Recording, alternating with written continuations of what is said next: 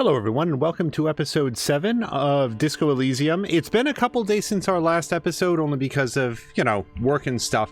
As I recall, we were most of the way through our Tuesday. We're gonna have to jump in to remember exactly what was on deck for the next time. I'd actually intended to check the end of our previous episode so that I could remember more cleanly, and then promptly didn't. Pardon me.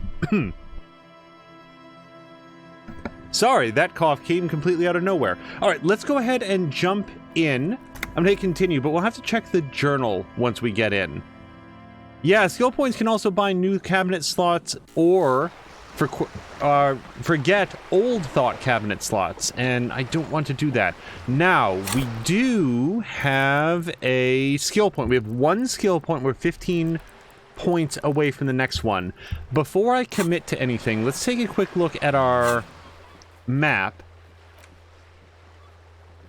So we do have a photo of the hangman's tattoos, and I guess we now have a new quest to ask another about the tattoo's possible meaning. That is the... Oh, and hello to Azaric. Azaric, I hope that you're having a great Thursday. Hopefully we are both heading into a nice weekend. Tomorrow will be an interesting Friday. It may run very, very late, so I'm very disappointed that I may miss some or even most of More Than Amia's Frightening Friday, but we'll try to make it if we possibly can. Oh wait, hidden. That's right, we don't have any of those. Alright, track down your badge and gun and clothes and secret passages that I don't seem to have any way to get into. Find speed and sniff it. Find smokes and smoke them. Now, I do have smokes. I can actually do that. I'll probably get some experience points for it, but I don't know how long the cigarette high lasts, so it'll be interesting to find out. Oh my gosh, and Mia has just resubscribed. 18 months, a full year and a half. That's fantastic. Thank you so much. And hello to Drienne. Yeah, Drienne, Mia, Azaric, I hope you guys are all having a great day so far.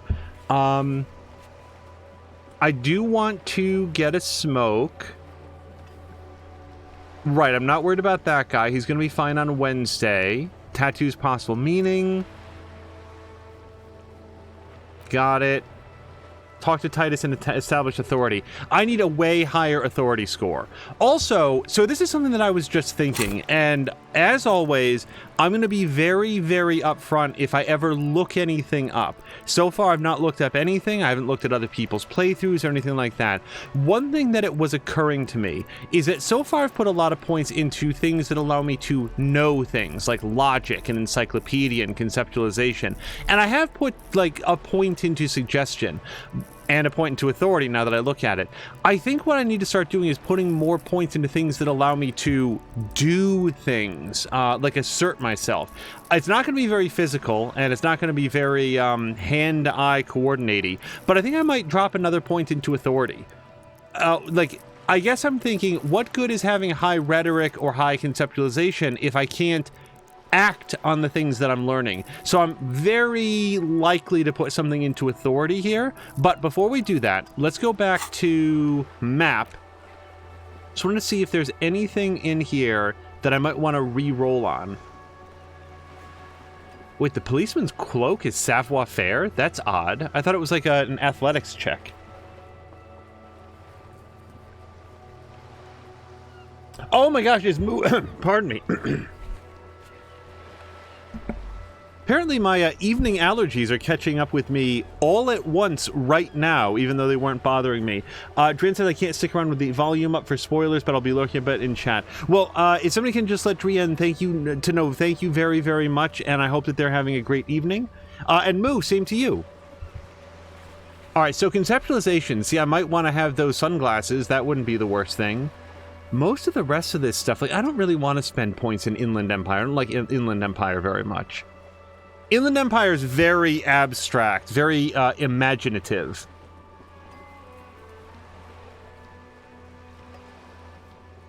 Boy, heroic perception. That's what I need for that.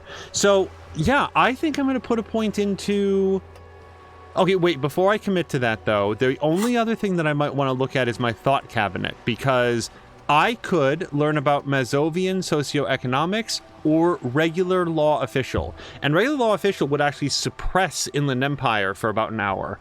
But the thing is, as I've pointed out on some of our previous episodes, these things unlock perks And I think what I need right now is skill. You know, learning cat for volition and logic raised. Well, that's cool, but what I need to have is 5 points into them, or 4 points, so that I care about having them risen up to 5. So, yeah, I'm going to go over here, and I'm going to drop a point into authority. Yeah, it's actually going to be our highest score now, I think. All right, accept and close, locked in.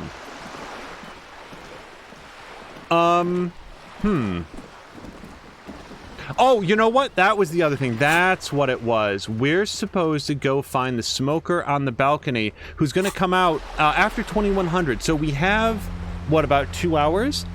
Maybe we'll see. Can we learn anything more about reality? You're back. Good. More lessons in basic reality? Okay, so part of the day. Go ahead. Ask me anything.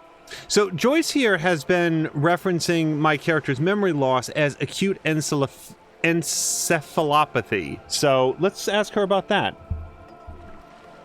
Dren says that they are doing all right. Thank you. Hope you're all doing well as well. And thank you very much to Moo who passed along the message.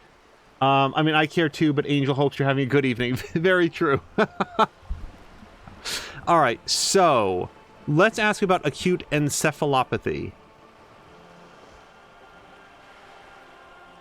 Wait, I have a very high... Oh, look at this! Wait. This is brand new. I can do a 97% conceptualization for something impossible because I finished my jamais vu thought complete. Let's do it. What is all of this? The scent, the sound, the air. Oh, and hello to Tashir. Tashir, I did see on Twitter that there's a break before streaming resumes. Have you been able to get your new glasses? I really, really hope that they can fast track that for you. What world? The only one, I suppose. The world of matter. And its pale antipode. The fading pearls of her eyes look to the sea. The camera of her mind glides over the surface of the water. I'm going to ask her what she sees. Great bodies of water.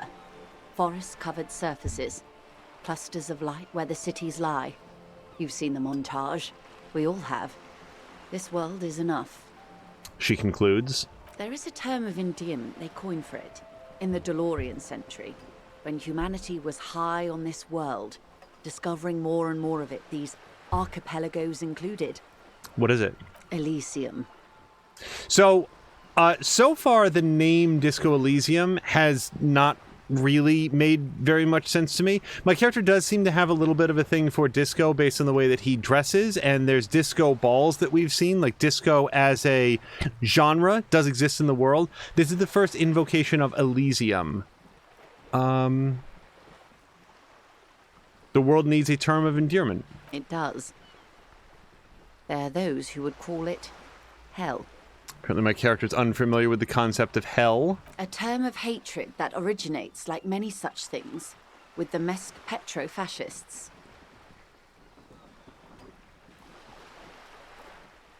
I don't feel like I've gotten the whole picture.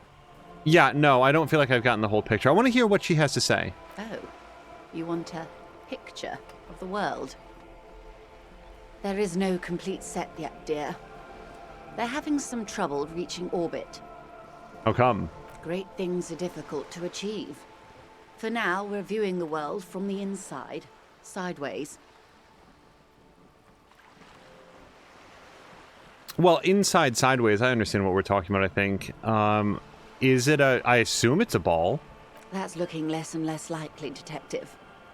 You wouldn't know it from the tabloids, but the ORG nations have been launching weather balloons into the lower ionosphere since the 30s. ORG, Occident Revichol-Grad. There's a steadily increasing trickle of images.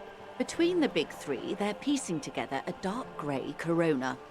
Okay, this is super weird, as with most things in this world. A dark grey corona? Yes. Pale covers 72% of the surface. There are grey flares and prominences, even arcs above entire isolas. The images are blurry, But if there was a sphere in there, it certainly looks like it fractured a long time ago. Wait, what are we talking about? It's like we're launching weather balloons and so forth up high into the atmosphere to look down, and pale covers 72% of the surface. There are gray flares and prominences, even arcs above entire isolas. The images are blurry, but if there was a sphere in there, it certainly looks like it fractured a long time ago. A cold fear seeps into you. I have all of these questions. What are you telling me? You seem to be spooked. Please don't be. Her voice becomes homely, calm. She lets a moment pass. Okay, the pale, and what do you mean corona? Also, oh my gosh, wait. Sorry to interrupt the story, but Patikan has also now resubscribed. Patikan, thank you so much. Moo is saying that if her corona looks dark gray, she doesn't do it. Oh, and Tashir is now resubscribed. Yes, it does indeed work. And I did see, Tashir, that your glasses have come in. Just in case, don't be surprised if it takes a day or two for vision symptoms to go away. It can take your eyes some time to adjust, but I'm like fingers crossed. I really, really hope that takes care of the lightheadedness and some of the other symptoms, because I'm very much looking forward to having you back on stream and doing the Dead Space trilogy. Okay, so the pale, and what do you mean corona? Oh, something amazing just happened. Moo has just cheered. I think that's 40 bits. Moo, thank you so much. They say there is a rarefied envelope of matter surrounding the darkened disk of our planet. That is, if we are still living on a planet. Or, to speak more plainly, imagine vast swathes of land disrupted by nothingness. I am sorry, dear. It must sound quite terrifying through the acute encephalopathy. Even scientific positivism isn't entirely convinced about what we're dealing with here. But this is one of the greatest questions of our time. Maybe when they get the complete set together, it will jolt us out of our rut, bring us together, however naive it may sound. So, one of the things that's been abundantly clear for a very long time is that this is not Earth. It has a different history, a different culture, a different level of technology. The very structure of the world is not only unknown, but also not particularly logical, which is a very interesting setting. I would really prefer to be optimistic. Everything will be okay. I don't know about things of that scale. My expertise lies in nations and trade routes, one or several layers below everything. But yes, we'll be fine. Don't worry. She does not seem convinced that you'll be fine. If anything, she's realizing how deep your condition runs. Well, I don't know. Like, she made it sound like the weather balloons and everything is not necessarily known by a large percentage of the population. Also, we're apparently on a dark disk that's just sort of hurtling through space. Like, the sun does exist, I guess. All right. I don't feel like I'm fine. Thanks. Okay. Forget all this stuff. No, I don't want to forget all this stuff. All right. Thanks. Okay. You may have misimagined it. I don't have the power to convey to you the effect and geometry of the images that depict our world from below low orbit. It's like the crowning of the world. It's insane. Very disco. You'd love it. So I can say I don't care about disco, I only care about the commune. Man, I don't know. Well, if you say it's disco... See? Everyone finds something worth holding on to in this world, however wasted its opportunities. Suddenly, you're conscious of yourself standing there, on whatever this all is. Your arms hang down by your sides. The lieutenant observes you both, silently. He adjusts his glasses. Okay, so I'm trying to work out, so we've actually heard on a few different occasions characters in the game refer to pale as some sort of a noun, and we actually had people in chat look it up and be like, what even is this, and didn't come up with much. So I am going to ask about this. Moo was asking, where's the hype train? Very, very much appreciated, but we can feel good having a nice relaxing Thursday. We don't I really do appreciate it, but yeah, whatever it is that touches off a hype train, sometimes it comes up very, very suddenly, and I've been in chats where I was shocked that one was not kicking off because there was so much activity. It could be that Twitch meters how many hype trains can happen within a certain amount of time, and it hasn't been that long since the last one. So, yeah, no worries. But Moo, thank you very much for the cheer, and thank you to Tashir, Patikin, and Mia for the resubscriptions. It's all good. I really appreciate it. The Pale is not, technically speaking, part of reality. Yes. Also, I think we've had enough excitement for today. Remember, we have a cadaver to attend to. Kim, we are debating the fundamental structure of the world here. His voice is low, but firm. All she can say is... Of course, Lieutenant. Let's try something else. No, I want to know what it means that the Pale is not part of reality, since it is apparently arcing over the archipelago, or the larger land masses. Ma'am, remember you are dealing with a very sensitive and impressionable police officer who is still recovering from a recent medical episode. The Lieutenant's right. Let's change topics. What do you want to know? Anything. Talk to Joyce about the Pale without Kim. Okay, so we actually we know how to do this. We just have to sneak out after Kim goes to bed. But she wants to tell you. Oh my god. Oh my gosh, Tashir, thank you so much for the cheer. Tashir's just cheered 500 bits. I really, really appreciate it. This is not going to happen with the lieutenant present, unless you can convince him to step aside. Oh, I can actually ask him to turn away. Kim does trust me, which is good to know. I've got an 83% chance. Screw it, let's do it. Good idea. Just ask him. He won't make a scene. Kim, can I talk to the ma'am alone for a second? That's not... Can I talk to the ma'am? Madam might be how I'd go with that. Fine. He steps away with his notes. See? What can he do? You're a grown man. Now, what's the Pale? Are you sure you're sure? Your colleague seemed adamant. Yes. Okay.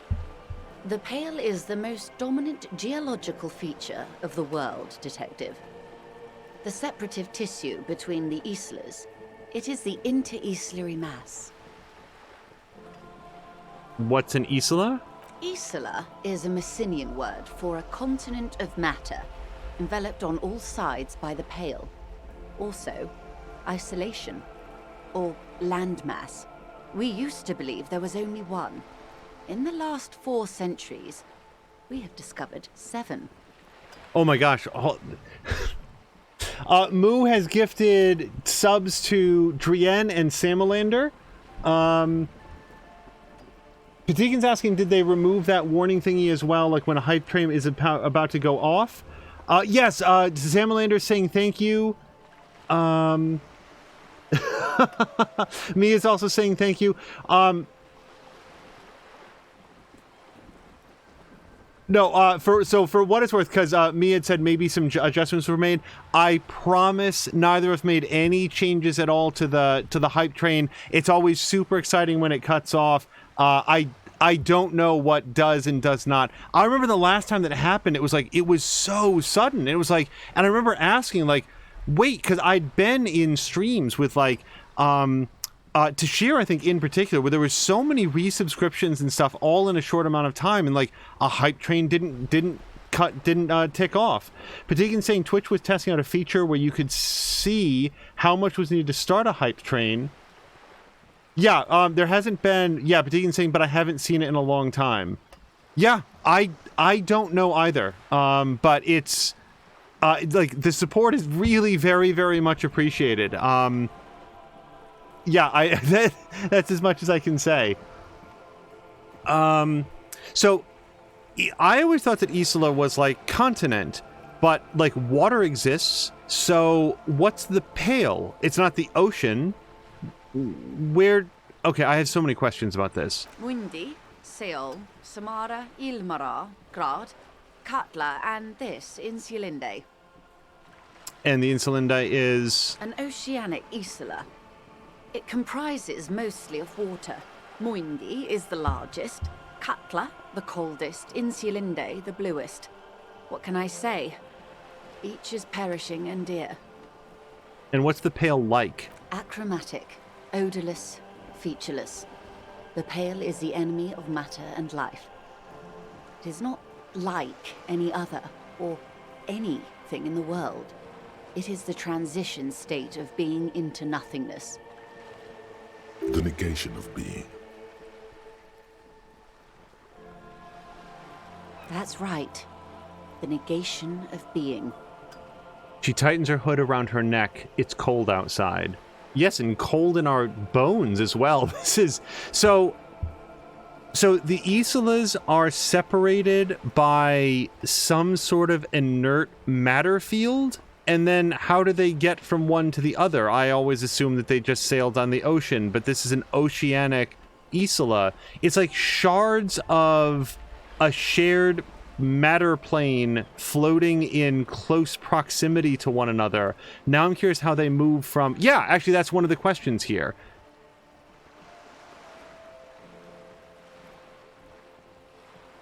Yeah, Patikin's saying that he hasn't had any hype trains. Yeah, I wouldn't be surprised if Twitch puts some hard caps on how frequently they can occur or under what circumstances. But no, like to answer Mia's question, we've not made any changes. I think somebody pointed out that you can, but we haven't touched those settings. Okay, well, I'm going to ask my most pressing question. If we're surrounded by the Pale, how do you get from Isola to Isola? Oh, it is so difficult for us. Her lungs deflate. Her words sound like a sigh. A squall of birds. Hardware operating in the harbor. Firm. Self-evident. It is possible to force dimensions on the Pale. In modern times, we can even compress its latitude, bouncing radio waves from one end to the other, shortening the path.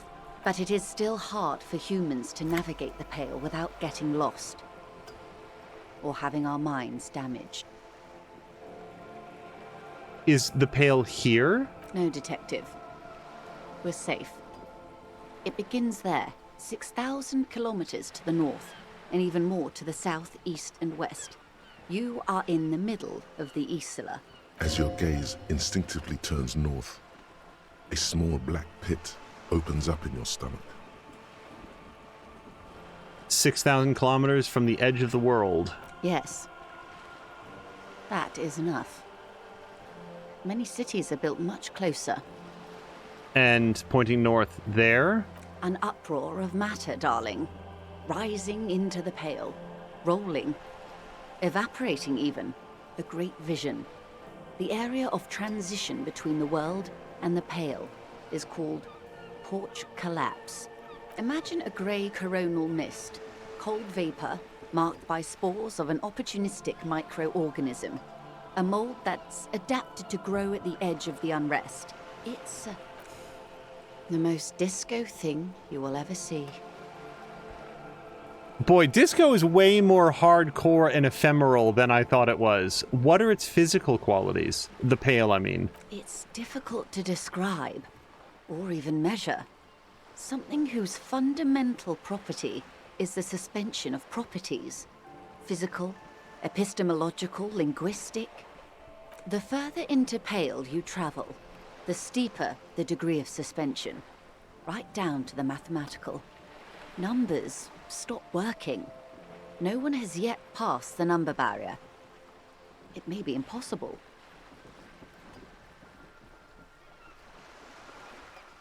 And the Pale can damage the mind? Extensively. How? Some say The damage stems from extreme sensory deprivation. Others argue that Pale somehow consists of past information that's degrading, that it's rarefied past, not rarefied matter. Oh, that's where the Langoliers live. They call it the blend over of the self. The Pale does not only suspend the laws of physics, but also the laws of psychology, maybe history even. The human mind becomes over-radiated by past. Who says and who argues? Sure, let's ask that. The logical positivists say, the dialectical materialists argue. Anyone who comes in and this is their first encounter with Disco Elysium, like, so I have so many thoughts. I'll just go with, what does this over-radiation feel like? Why would she know? It feels terrible. Absolutely terrible. International standards strictly limit civilian travelers to 6 days of Pale exposure per year. It's more for her. Way more. You're not a civilian passenger. Also, Mia's saying, also, I have a solution to our problem, which is my favorite line from, actually I have many favorite lines from the Langoliers. No, nameless detective of the Citizens Militia. I am a member of the Entreprenetic Business Class. I'm cleared and trained for 22 days of Pale transit annually. Perhaps that explains her strange pining after the revolution. Some degraded early memories. Oh, the Pale driver. Remember her? Remember how, like, she was saying that, like, some of her memories may not be her own? Someone else you've met may have been exposed as well. The strange grey-haired woman in her lorry. I'm exactly one step ahead of easy success logic. What did I have to get, a 10? No, an 8. Oh boy, I'm the smartest man that logic says an extremely easy deduction. Let's ask about lorry drivers. Yes, carried in the hulls of airships. It's a horrific job. Automation will abolish it soon. You should ask the Pale driver about this. See what she says. All right, new quest. That poor woman must have stories to tell, like you wouldn't imagine. Are you over-radiated? Up to my gills, officer. Okay, what is entropinetic? Entreprenetics is the scientific study of the Pale, or a recent iteration of it by way of Grad. The study of the Pale reaches back 6,000 years. The Pericarnassians called it the Western Plain. They had not traveled the entire circumference of the Pericarnassian Super E-Solar. It was not merely in the west, it was everywhere, even then, surrounding them. Did they cross it, the Western Plain? There are signs of pre-modern crossings. Successful navigation of the Pale relies not just on technical know-how, but intensive psychological preparation. Some of these tactics have been known for thousands of years. What has entroponetics changed then? Nothing. We remain powerless before the Pale. The only real advance in Pale transit is the speed with which an aerostatic craft can pierce it. Less exposure leads to less effects later. All right, an aerostatic craft? Hybrid airships, detective. Conventional rotors or jet engines no longer add velocity after the point of reference for motion is suspended, once you've crossed from near Pale to far Pale. Oh my god, this is mind-bending. In essence, we throw them in and they come out the other end. If we throw them precisely. I assume if we do not, then they are just lost forever. It's like shooting a dart at the moon. If you miss, you hit nothing for millions of years. Then they don't. Gone, like a skipping stone beneath the surface. I assume the answer to how much Pale is there compared to the world is it's everything that isn't the world, so all of it, but... The Pale outweighs reality 2 to 1. There is more Pale than there is matter, and the ratio is slipping. Slipping how? To our detriment, or... What do you think, detective? it's growing, there's more and more of the Pale. She just described how at the edge of the Pale, like, matter is being disintegrated. Precisely. One of the few measurable effects of the Pale is that it is expanding at an unknown rate. An intuitive conclusion of that development is that one day the Pale will cover everything. But this sort of talk is mostly left to extremists.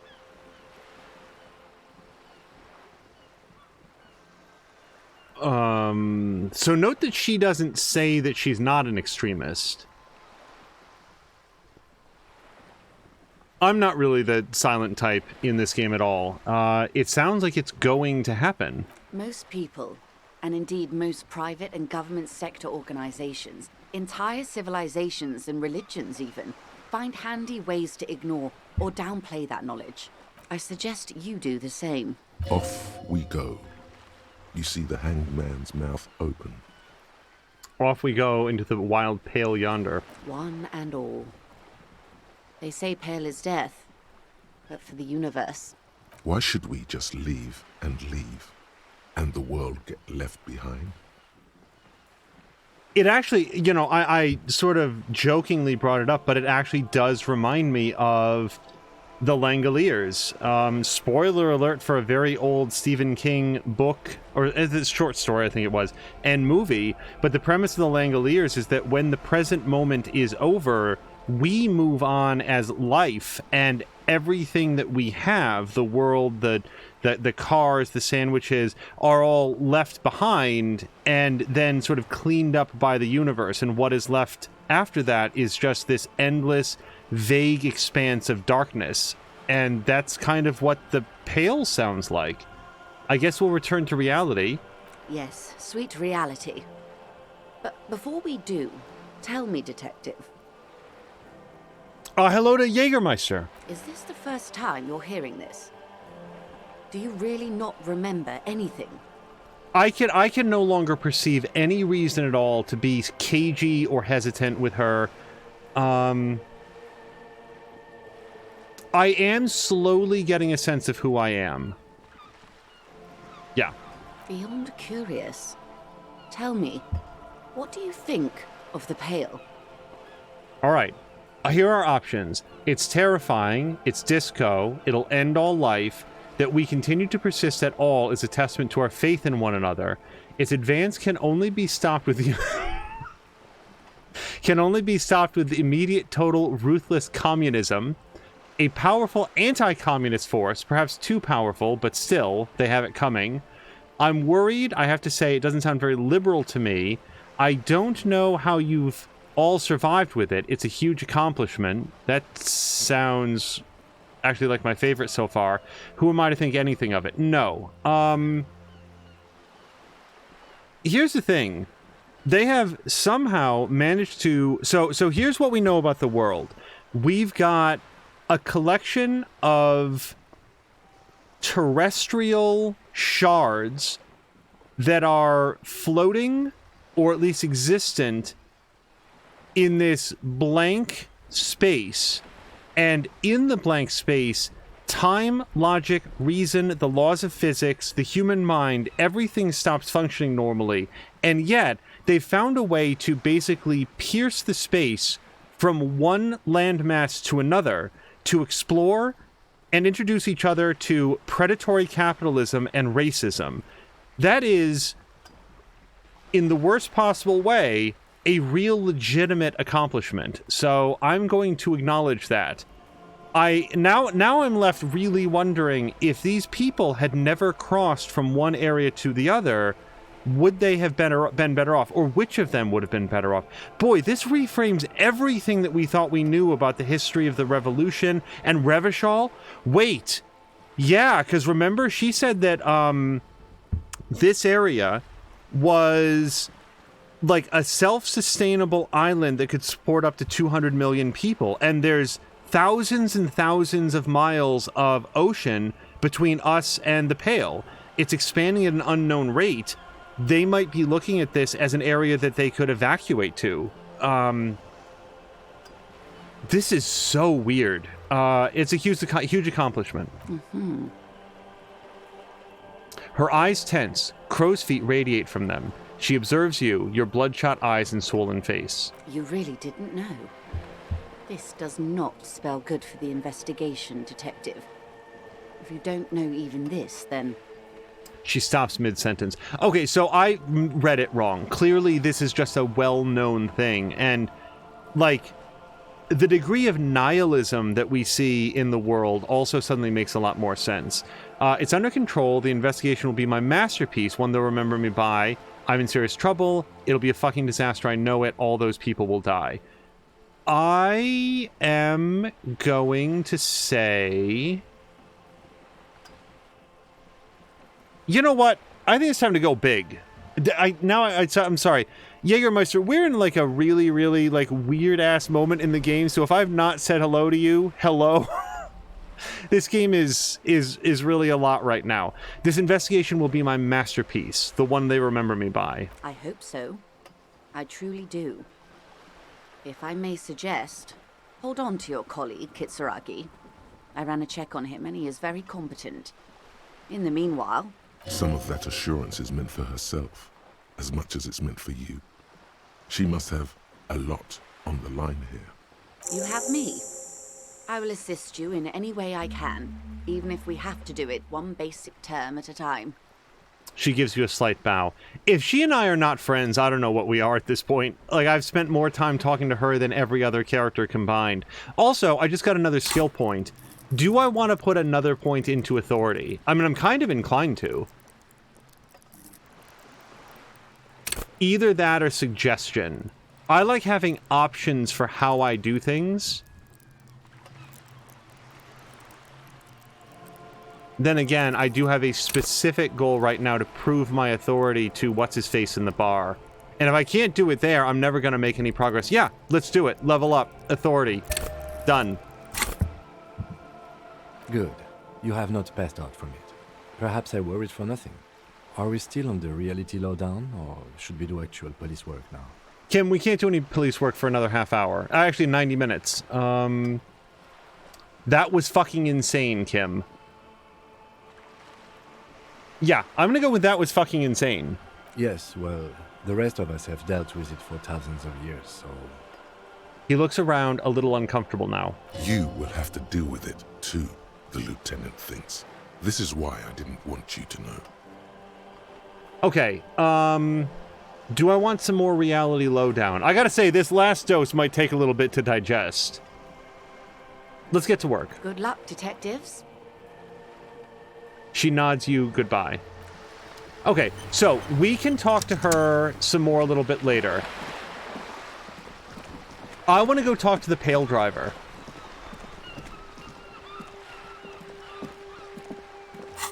Also, get a reality lowdown. Okay. Yeah, let's go talk to the Pale Driver. I don't know if that's an official task, but I want to go do it. Okay, so Jägermeister is confirming that I did say hello. That is my concern. My concern is... to speak broadly, just people not knowing how much it means when people stop by and they either interact with each other or with me or have a question or just hang out. It really, like I say it at the end of every episode, but maybe not everybody hangs out for that part. It really does mean the world. I like playing in the dark. Sharpens your nocturnal instincts. Feels like being on recon again. Okay, I haven't unlocked anything in Composure, so we'll just say goodbye to him. I want to see if these guys had anything to say. Officer, the mere sight of police in Martinez makes me feel safer already. How can I help you? I don't think I want to ask him about the Union, but... Sure, officer. No, okay. No. Neither of them were the Pale Driver. I just wanted to check that out. Miranda says it's the interaction which makes this different from YouTube, TV, and movies. Yeah, I mean, Miranda, that's very observant. The situation is, I like games because they are interactive. As I've seen other people point out, simply the act of playing a game is itself a transformative work because the game won't do anything unless you have a human to interact with it. And this game is a particularly bright example of it, but no two people are going to have the same experience through any game. No matter how linear it is, it's going to strike people differently, they will interact with it differently, they'll progress at different rates, they'll be enlightened by or confused by or they'll want to revisit different things. And you can say the same thing for a movie or TV show to a point, because they're always the same. But the game will react with you differently. When we then add to that the fact that we get to go on the journey together, to talk to each other about what's happening, and have a conversation about it in real time without damaging, I hope, the experience of the journey itself, I feel like that adds a lot to it. The woman is still hunched over the railing, her head swaying to the music, her eyes looking at nothing in particular. All right, we're gonna snap our fingers, which I still feel is extremely rude. Huh? What is it? What do you want? Wait, I don't have any questions about this. She's just a... You hear that, Loman? I don't think your partner likes you spending too much time with me. Oh, here we go. The routes you drive are unusual, aren't they? Some of them. Some of them are like home to me now. I would say the routes I drive are usual to me. What routes? Lomonosov's Land, Udajnaya Zemlya, Western Plain. She nods and closes her eyes again, letting her mind submerge. The Transcatolia Magistral. You for 1A. Adestradas do Mirador. All the good ones. The deep trenches. Where the bluebirds fly. She opens her eyes again and shudders. I'm something of an expert in blacking out. You should take better care of yourself. Or cool, ride until you're dust, sister.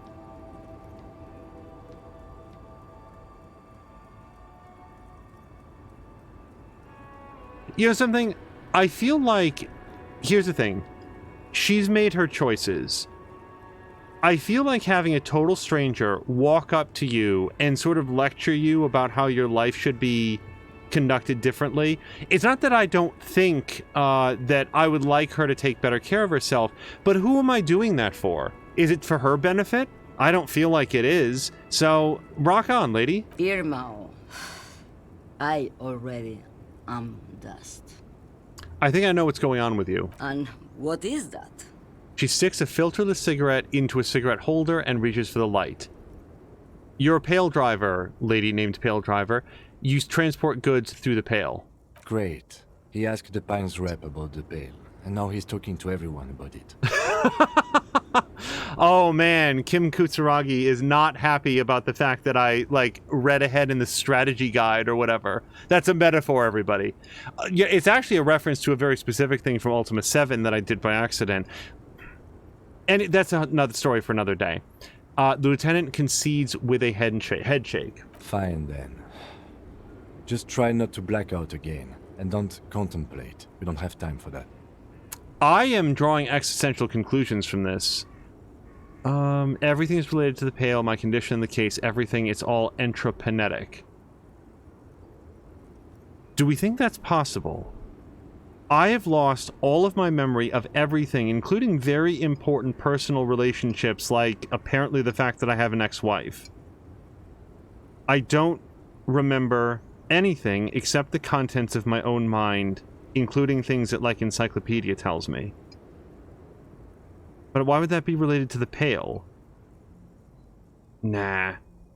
I'm drawing existential conclusions from this. Here's the thing, though. I really do want to maintain a good relationship with him.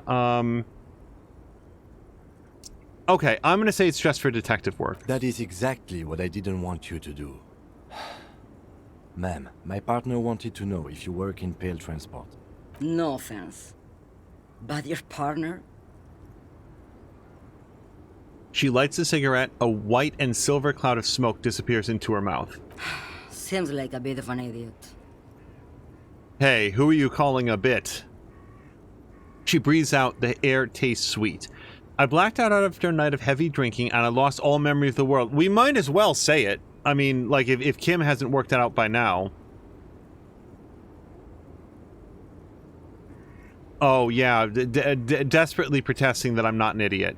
No, I blacked out after a night of... Was it heavy drinking or sheer heartbreak?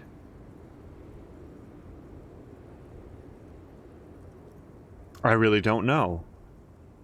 I guess I've been progressing under the idea that it was heavy drinking, but heavy drinking you can stop, and heartbreak, that's a lot harder to get over. I'm gonna go with heartbreak. Like Gabriel Buenguerro in Segúreme, Paraíso. You're the opposite of me, then. I remember everything, even the things I never knew. Things you never knew? The smell of liquor on Gabriel's lips after the shoot. In the motor park. The roses on the day of Franco Negro's coronation. On the grand stairs of Ryle. The smoke from the Fowling piece when Dolores Day was shot. The look on her face, like an orgasm. The wound in her chest. My hand in my father's hand. Except I never had a father. And I never shot her innocent as Dolores Day. So I'll ask her about over-radiation. Heroic doses, Harifia. Heroic. Isn't that corrupt? No, isn't that dangerous? Thought insertion? Dithering? The Grad Catalan Magistral? It's more than dangerous. It's sad. But at first I had to make a living. Now, when you've seen it all go away like that, rolling off like the sea, and then come back to this? She gestures at the square, the broken horse monument, the clanging of machines in the distance. What are we doing here? For thousands of years, Gabriel. It doesn't have to be like this. We can just give up. We can just become a vapor. I want to ask all of these things. What does it look like, the Pale? Like looking into the ocean at night, in the dark. And You cannot see it, but you know it's there. And it's big, bigger than anything. Bigger than all the other things combined. so this is interesting. I just sort of assumed based on the name that the Pale was like a vast white expanse, but I guess it's just the absence of everything. Wow, of all the things for me to have reached that for in my head, like, it really does feel like they're talking about the Langoliers, like that world, like, just infringing on the present. Also, Patikin, this is total non sequitur, but Patikin is saying in chat that Red Dead Redemption 2 is getting DLSS support. That would be awesome. Like, I really love playing that game, but as he says, that will allow Mia to play. She already plays at 4K, but it would greatly increase performance and hopefully stability. That'd be awesome. Miranda's saying, what does it look like, the shape behind the glass? Is that a reference to something? That sounds very familiar. Unless it's a reference to The Shape of Water, which I've not seen, which also had a shape beyond the glass. What does it feel like? Nothing. Until it starts. When you are deep enough. Then, for me, it's like autumn. Dark, gray, and orange. The orange of street lights and the color of streets in the electric light. It smells like autumn too. It smells terrible. Nostalgia. Cooped up in the cabin, shaking. Terrible nostalgia. For yourself. For humans. It's too much to bear. She loves it. I am very curious, how does she pass through it? Because it's heavily implied that she's, like, driving through it, like it has a surface. In the belly of an airship, No. behind the stair windows. So you don't look straight into it. It's not advised to look into it. Not on the lorry, then. No, the same one, a roller. They all are nowadays. Special wheels for connecting to the floor of the hold. She points to the machines clumped up like toys. What? Special wheels for connecting to the floor of the hold. Right, but the lorry is in the bed of the airship. Okay, I'm just trying to work together what she's telling me. One last thing, you said that we can just become vapor. Yes. No elaboration. Let's see, I would rather have what I have than what you have. I'd rather have what you have than what I have, or I feel I already have what you have in some way. No, because she has memories that I don't, and she has memories that she doesn't. She has some sort of weird pastiche of her own life and her own memories, plus things that might belong to others or might just be wholly imagined, might be the products of a deviant or non-standard mind, or actual injections of the past, which was how the Pale was described. I think I'd rather have what I have than what you have. This feels like a very rude thing to say, but it's more true than the other. They say there is a point. One that I have not crossed. In the Pale, super deep. If you stray too far, of course, on the U41A, or in Lomonosov's land, where every step you take is one step further from home, no matter the direction.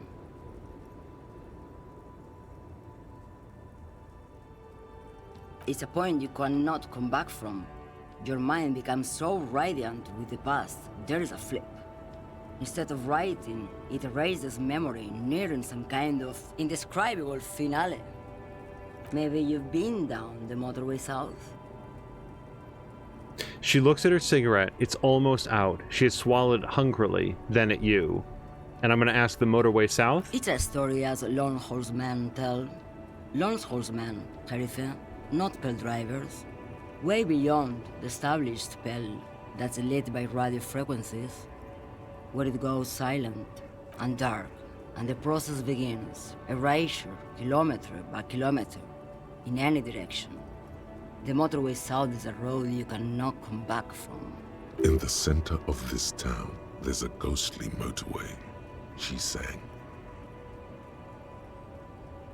It takes all the people where they want to stay. They say I've been away on a kind of holiday. This is so, like, abstract. Like, of all the ways that I thought this was going to go. Hello to Mr. Cheese. What's at the end of the motorway south? No one knows what's at the end. I've only glimpsed the beginning. She takes the cigarette out of the cigarette holder and extinguishes it. I've only felt it in the distance, when I was a child. A child growing on the leg. She goes silent, her eyes closed and her hands shake. I guess I'll ask her, ma'am? Josiane. A sigh escapes her lips, then silence as she stares within herself. There is nothing more to do now. She's far away. She is receding in the clutches of some indescribable scattered emotion. The child descending. You've fried both your brains enough for today, detective. Kim inspects her, no response. Let's get some air. This one's far gone. He shakes his head silently as he turns to leave. Okay, and I have a new thought that I can have. Motorway south.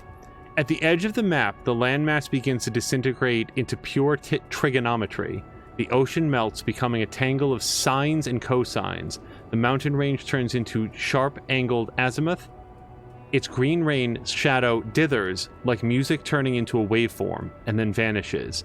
This is the end, a half-remembered textbook from your childhood, the porch collapsing on the edge of the Isola.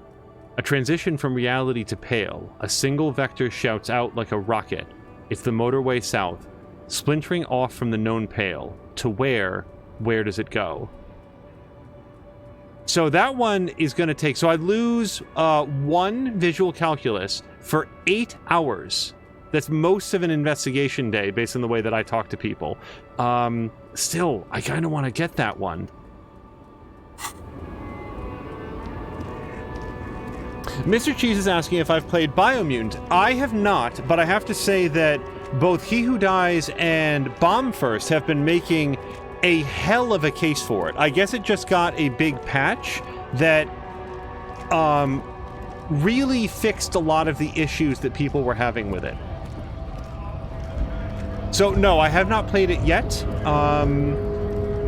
My interest in it is growing, I will say that. Okay, I'll tell you what. I'm going to talk to Racist Lorry Driver. I just want to see if I have any new Pale-related topics. Looking for something, Hunt? Come to tell me to fuck off? Oh, not much anymore. I'm here to pick up some cargo, but the dock workers are on strike, so it's a sit and wait on your ass situation. How long has this been going on? I didn't ask this before. The strike? Oh, they've been at it for a while. A month, 2 months maybe. But this here is just the last week or so. So has he been parked here for just a week? What does he do? How do you pay your bills if you're just stuck in a traffic jam? Apples. Apples is exactly the kind of thing you'd say if you had something to hide. Yeah, so I'm sort of locked into this. I guess I'll ask apples. Yeah, apples. I take it you had other questions? All right. Yeah, no, I've heard good things about Biomutant, especially recently. It was one of those games that came out and it felt like the reception was extremely uneven, but like one of my favorite sort of like genres that you can encounter on the internet is somebody whose favorite thing or something that they really, really like is like a little bit outside the mainstream, not because they're trying to be different, but just because they really enjoyed something. That's the way that I felt about the original Evil Genius. And I'm not as down on Evil Genius 2 as some people that I've seen, but here's a game that I thought most people had never even heard of, and I was so excited to get a sequel because of how much I adored the original. And I've never seen anybody else talk about it for so long that when it was announced for a sequel, I was really surprised. Well, that's one thing that I've been thinking about recently, that like I've talked on many occasions about the Jumping the Shark podcast, and I've talked about McMaster's videos about Freedom Force, or the one that he did for the Battle Fleet Gothica or whatever it's called, that Warhammer 40k thing. There's clips that are in Mia's channel that I've watched a bunch. Drienne Levaude's videos for West of Dead really stuck with me. I really like how much Patikan enjoys Fall Guys. Like, the point is, even if when you make something as a content creator, even if the specific thing that you've done doesn't necessarily do the numbers that you were hoping for, somebody out there, it's their favorite thing that you've ever done. And I feel like that can be helpful to keep in mind. Like, I'm very concerned that I won't be able to catch it live, but I'm really excited to see Aimu continue to play through Alan Wake, because I want to know what she thinks of the story as she goes through, and then takes that knowledge so immediately into Control. I just think that'll be a lot of fun to see. And even if the Alan Wake streams, and this is very hypothetical, don't in the moment get the kind of viewership that something else might, I feel like having that full thing up on the channel and available for people to watch from start to finish, and the way that that will then inform the Control playthrough will be really exciting. And that, by the way, is assuming facts not in evidence. I think a lot of people want to see the Alan Wake playthrough. More Than Mia stepped away to get some food. Hello to Mirinda and Mr. Cheese, says Mia. Okay, I'm going to throw down a quick save. We picked up, I think, it was 2 points in authority, right? Yep, all right. So I might be able to establish authority with this dude now. What is it? We'll be able to talk to him in just a second. We got to have him animate here. All right, hey, 42%. Apparently I was weak when we first met. I don't adopt the same ideas of, like, weakness that some people do. Here's the thing. If you have to shout and bang your baseball bat on the lunch table and establish yourself as being loud and in charge, I don't see that as being strength. I see it as being desperation. Oh.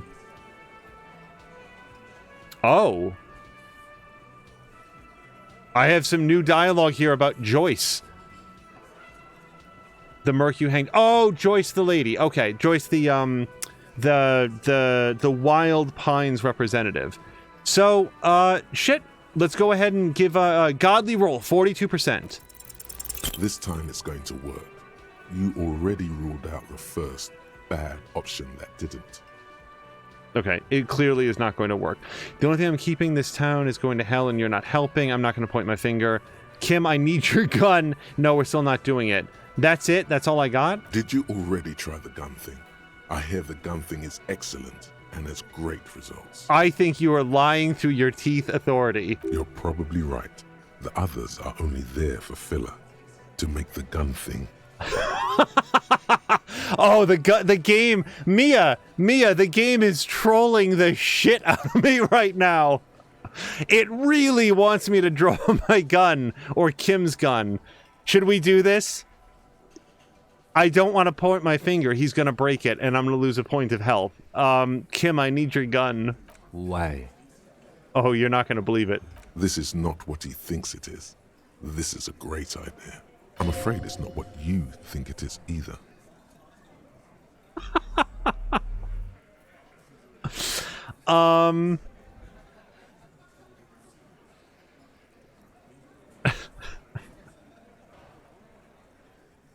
Fuck it. Everybody calm down. This is only a demonstration. Kim, the gun, please. What in the name of fuck are you doing? I don't want to give you my gun. The fuck is happening, Titus? What are they whispering about? Easy, Shanks. I want to see where this is going. Oh, everyone is on the same page as Titus.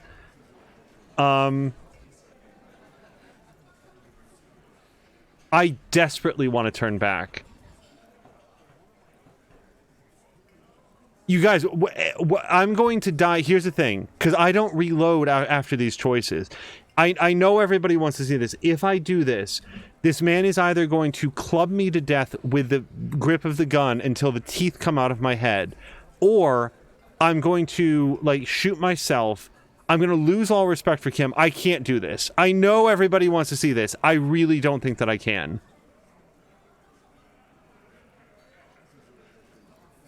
Wait, but if I turn back now, I'm going to be even weaker. Shit. I've really boxed myself in here. You know what? I think I changed my mind. Azric says, I hear Mia when these things are going, and she's like, shh, everybody, shh. I think that if we're going to do this, we have to be as unhinged as possible. Trust me, Kim, I am merely flesh. Merely what? He doesn't quite catch the last word. A brief moment passes in silence. Then... Be careful. It's loaded. He unholsters and gives you his firearm. It feels oddly light and buzzing in your hand. Like a funny toy. Good. Now put it in your mouth. Oh my god, this is not what I thought that was going to happen here. Content warning to everyone. Authority has an idea for us.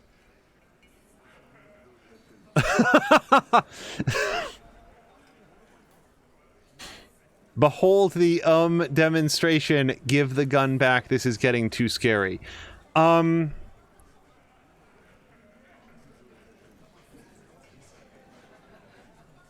This might be the first time in the entire game that we reload past a series of decisions that I cannot take back. I'm going to... seriously though, content warning, because this is getting extremely dark, and I don't know where it goes. This game is very unpredictable. Put the barrel in your mouth. What are you doing? That cost me a morale point. The cold, short barrel touches your lips. It tastes like iron and hell. Genuine panic flies across the lieutenant's face. Fellas, you getting any of this? These are my thoughts. I don't think this is how you summon a persona, Harry. These are my thoughts. This is my head. You'll never forget what happens in 5 seconds. If you don't respect me, oh no. You better get fucking ready to respect me in 5, 4, 3. I'm not fucking this case up. Finger on the trigger. You will respect me. I'm gonna kill myself now, you fucking whore. Pull the trigger. Give the gun back to Lieutenant. As the music picks up back in the delicatessen.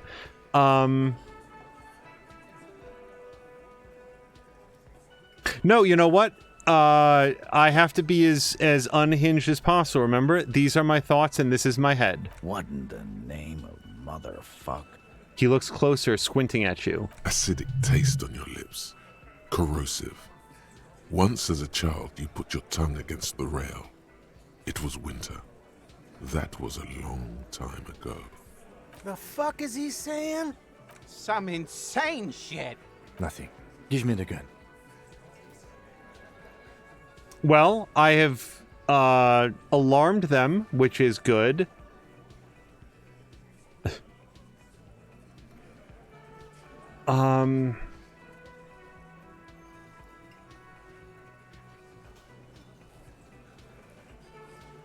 Do we have any idea if the safety is on? I think I'm too big of a fuck up to have checked. Also, he would probably just think that was funny. I would like to know how I'm saying any of these things with the gun in my mouth.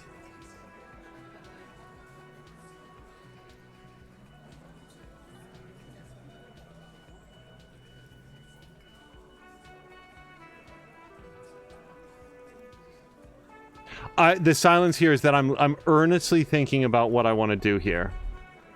Well, what I want to do is give him the fucking gun back. I mean, let's just be clear. Why are all of these responses so pathetic?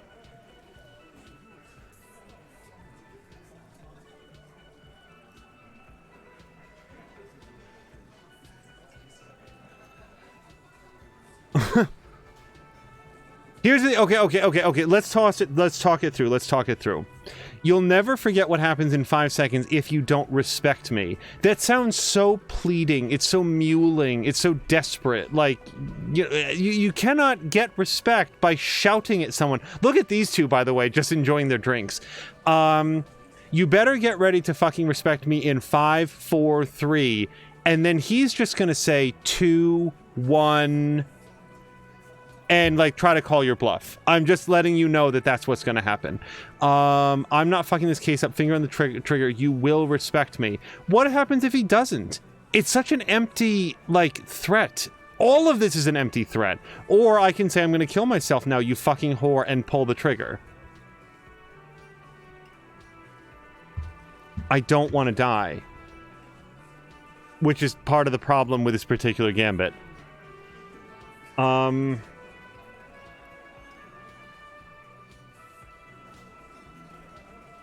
I'm gonna lose everybody's respect. I'm not fucking this case up, finger on the trigger. You will respect me! We'll solve the case. Look at me. Don't worry. This demonstration is not helping at all. I know that, Kim! Inside the small mechanism, you can hear a spring tensing up. Yeah, cause I sorta wanna see that shit. You won't, man. His fucking balls ain't big enough. Yeah, see, they're not... God damn it. I'm gonna kill myself now, you fucking whore!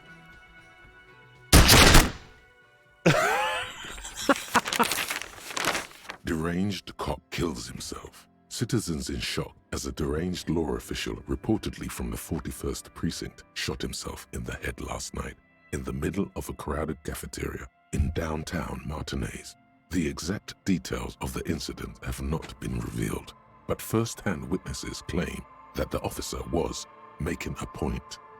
Can't say I'm surprised, Lawrence Gart, manager of the Whirling in Rags cafeteria, where the incident took place, commented he was extremely unstable and had threatened to kill himself before. Okay, so that clarifies one of the things that we've been talking about here, which is, do there exist game over states in Disco Elysium? Yes, they do. Wait, no. Okay, when I didn't see continue, I really thought, you guys, I'm just letting you know, I earnestly thought it deleted the save game. Oh my god. I was just about to do a thanks everybody for joining us for our finale of Disco Elysium, and then I saw that the continue button was missing, and I had a panic attack. Okay, so, let's load our quick save.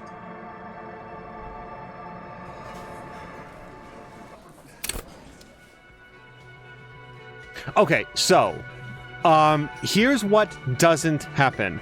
I don't walk up to him, make the 42% roll, and this time I succeed. That actually is save scumming. It actually is cheating.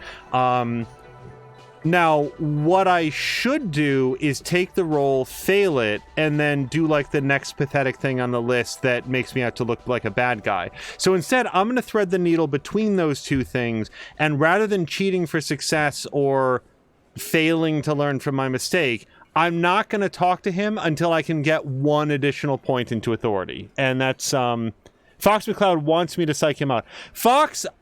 A, welcome. B, I want to psych him out too, and I'm not very good at it. We will be back. Okay, so what do we do until then? We've got like an hour and 15 minutes until we can talk to the smoker on the balcony. Wait, can I go do this? Maybe I can. Shelf of paranormal books. Hold on a second. Let's go see if I can get over there.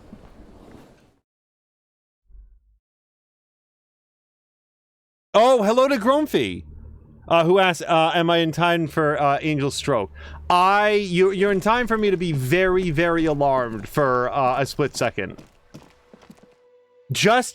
I don't even think that was intentional by the developers to remove the continue button, but whether it was or not, I think it was just like, hey, you can't continue from your last point because your last point is dead. But regardless... just the removal of that button was on par for me with does everybody remember Eternal Darkness, the GameCube game that famously simulated like the loss of your character's sanity and grip on reality by breaking the fourth wall and doing things like acting like it was deleting your save game and stuff? That's how effective that was, that I did not have the continue button. All right, so I do not know which of these bookshelves has the Inland Empire thing. Shelves filled to the brim with crime novels featuring the supposed... All right, let me just take a quick look around. The plaque on the shelf reads, biographies of famous people. You see a large variety of names, none of which ring a bell. So apparently I never looked at this one. Also, Patikin is saying save scumming isn't cheating. I do it a lot, so shush, Angel. Honestly, I do not look down on other people for so-called save scumming. I really don't. But for me, I try to avoid it, especially in games with a heavy emphasis on narrative and player choices, because I personally find a lot of value both in what I did and also in not knowing what I didn't do. Basically, wondering what would have happened if I had taken the other path. And for me, I find a lot of value in not knowing until after it's over. And then if I decide I'm never going to play it again, then I might look at some of the paths not taken. But I love both the consequences of my actions and also the imagining what would have happened if I'd taken a different path. All right, is there anything of note in this shelf? I would say the greatest innocence. Yes, most certainly. It's an important educational tool, delving into the depths of history, religion, and their relation to innocentic power. Who or what is an innocence? A very influential historical figure. But surely I don't have to tell you that. You're a law officer, and law officers have at least some education. The book is also very daring. The author aims to re-examine the universal understandings of the innocentic system, creating a fresh vantage point and a shift in the tired order of things.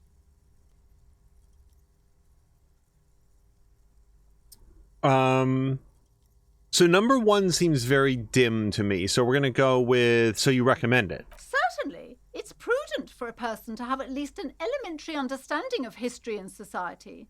Imagine the chaos we'd be in otherwise. You feel like you should get this one. Definitely. It's important somehow. There's something personal inside.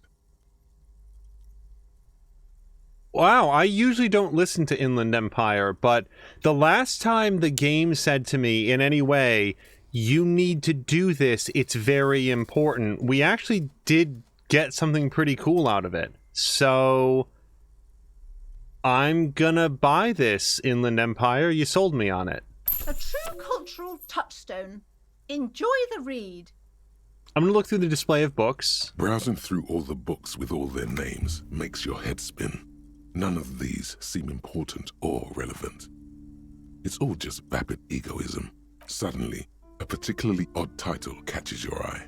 It reads, High Speed Love, the tragic true love story of Jacob Irv and Alfie Delatraz, by one Cecilia Averbrook. What's it about? Also, I just want to note that it only just now occurred to me that that woman is wearing a charm that she believes can compel people to buy a book, and it makes them really want books. And also, Inland Empire has almost never told me the truth. So I think I just got scammed by my own psyche. High Speed Love chronicles the romance between two of the finest tip-top tourney racers in history. One of them is the madcap driver, Jacob Irv. His blonde mane graces the cover. Next to Irv's life story, you see a slim biography of an Occidental rock star called the Anti-Star. He's famous for shooting morphine into one of his eyeballs and cocaine into the other. Next to that, Rivasholian radio personality Guillaume Bevy stands in front of a rundown drug den. He's a permanent fixture on Channel 8, reporting on real-life crime and ruining cops' days. I really must insist you buy one of the books. Reading them is not for free. Do still browse, though, but not too long. She understands she has erred against the customer and immediately corrects course. I'm sorry, I did not mean to rush you. You are browsing. Go ahead. Take your time. Time is commerce. So, and this is a rhetorical question. Like, suggestion, did suggestion do something there? Or did suggestion just give me further information about the next thing that she says? And I don't know, because you don't know when you fail a roll most of the time. All right. I actually came in here for a completely different reason. This bookstore is not strictly about crime, romance, and biographies of famous people. There's also a wide range of paranatural literature. Grumpy's saying that I saved scummed SnowRunner. Also, Patikin is saying that he saved scummed the last two AC games a couple times because I tried some options out and didn't like the outcome. Oh, yeah, no. For clarity, I have done plenty of, in my life, reloading past decisions that worked out in a way that that really, really bothered me. I'm sure that I have examples. I'll need to think of them. So now that we have a apparently much higher Inland Empire with a couple bonuses, let's find something truly otherworldly. The throbbing in your head increases with every passing moment you gaze at this shelf. Suddenly, as if out of nowhere, a small green book becomes apparent. The title of it reads, Medicinal Purposes of the Pearl. Hey, what's this book about? The book contains descriptions of various pseudoscientific therapies, alternative medicines, and folk remedies involving the Pearl, also known as le territoire. For example, it recommends vigorously swatting one's naked body with a venik, or hand broom, made from the leafy twigs of a young birch tree from the near Pearl. Invigorating. It is, and good for the circulation too. What else? It also recommends consuming distilled spirits like vodka or whiskey that have been aged in the Pearl. Readers are instructed to cover these jars in a shallow hole just inside the Pearl and leave them there for 30 to 60 days, depending on the potency desired. That's what we were looking up. If people in chat remember when people were like, we came across like some pale aged ale or something like that. And I was like, pale aged wine, something like that. I was like, what is pale? Why is it being treated like a noun? That's what this is. They take alcohol and they put it inside the pail where Like, time doesn't pass, and then they go get it 2 months later. What does this pale age liquor do? Among other benefits, it is alleged to restore a damaged liver to perfect health. That seems improbable. Logic, I was just about to think that. I should probably get my hands on some of that. What else is there? How is that possible? Well, my character is a super alcoholic, so I'd probably want to get some of that. For general health and well-being, readers are encouraged to take regular strolls through the Pale, though a sidebar cautions readers to limit each stroll to less than an hour. These strolls promise to cleanse the mind of worries and the body of toxins, especially if the perambulator performs this ritual in the nude. Nudity figures prominently in a number of these prescriptions. This is exactly what you need. Entroponetic nudism? That's insane. That's beyond dangerous. Huh. Anything else of note? There's an entire section devoted to cures for men who are struggling to perform their marital obligations.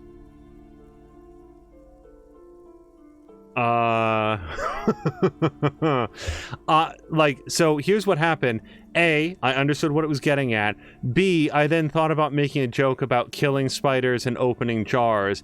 3, I was like, that's kind of a super tired joke, so I'm not going to do that. But then that's when I was in my head. So when I saw it, I was probably needing that. I was like, a book about killing spiders? Like, I went on a complete loop in about 3 seconds. My character hates himself. I probably do need that. Yeah. Excuse me, sir. I believe you've been perusing that particular volume long enough. If you'd like to continue reading, I must insist you buy it. Okay, so I don't want to buy this right now because I have enough money for tonight. I don't have enough money for tomorrow. I need another $10 right now. So I'm gonna maybe remember that I can come get this. Let's all make a pact that we're gonna remember that I want to come back and buy this. And Fox McCloud, thank you very much for the follow.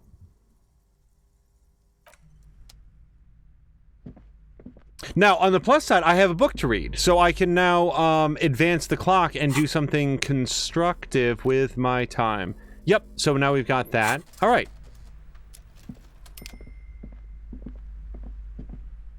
Yeah, games I was very careful not to save scum.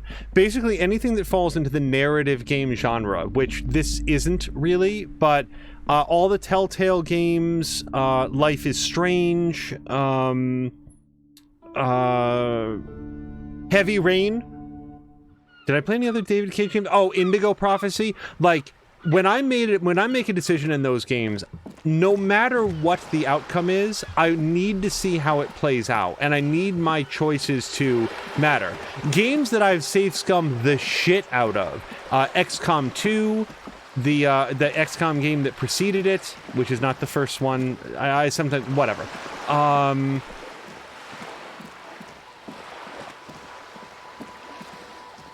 Well, lots of strategy games. Things like StarCraft, Warcraft 2, Warcraft 3. In the campaigns, yeah, what was that one with the GDI and the Nod? Eternal Conflict? Command and Conquer. Whatever that one was called.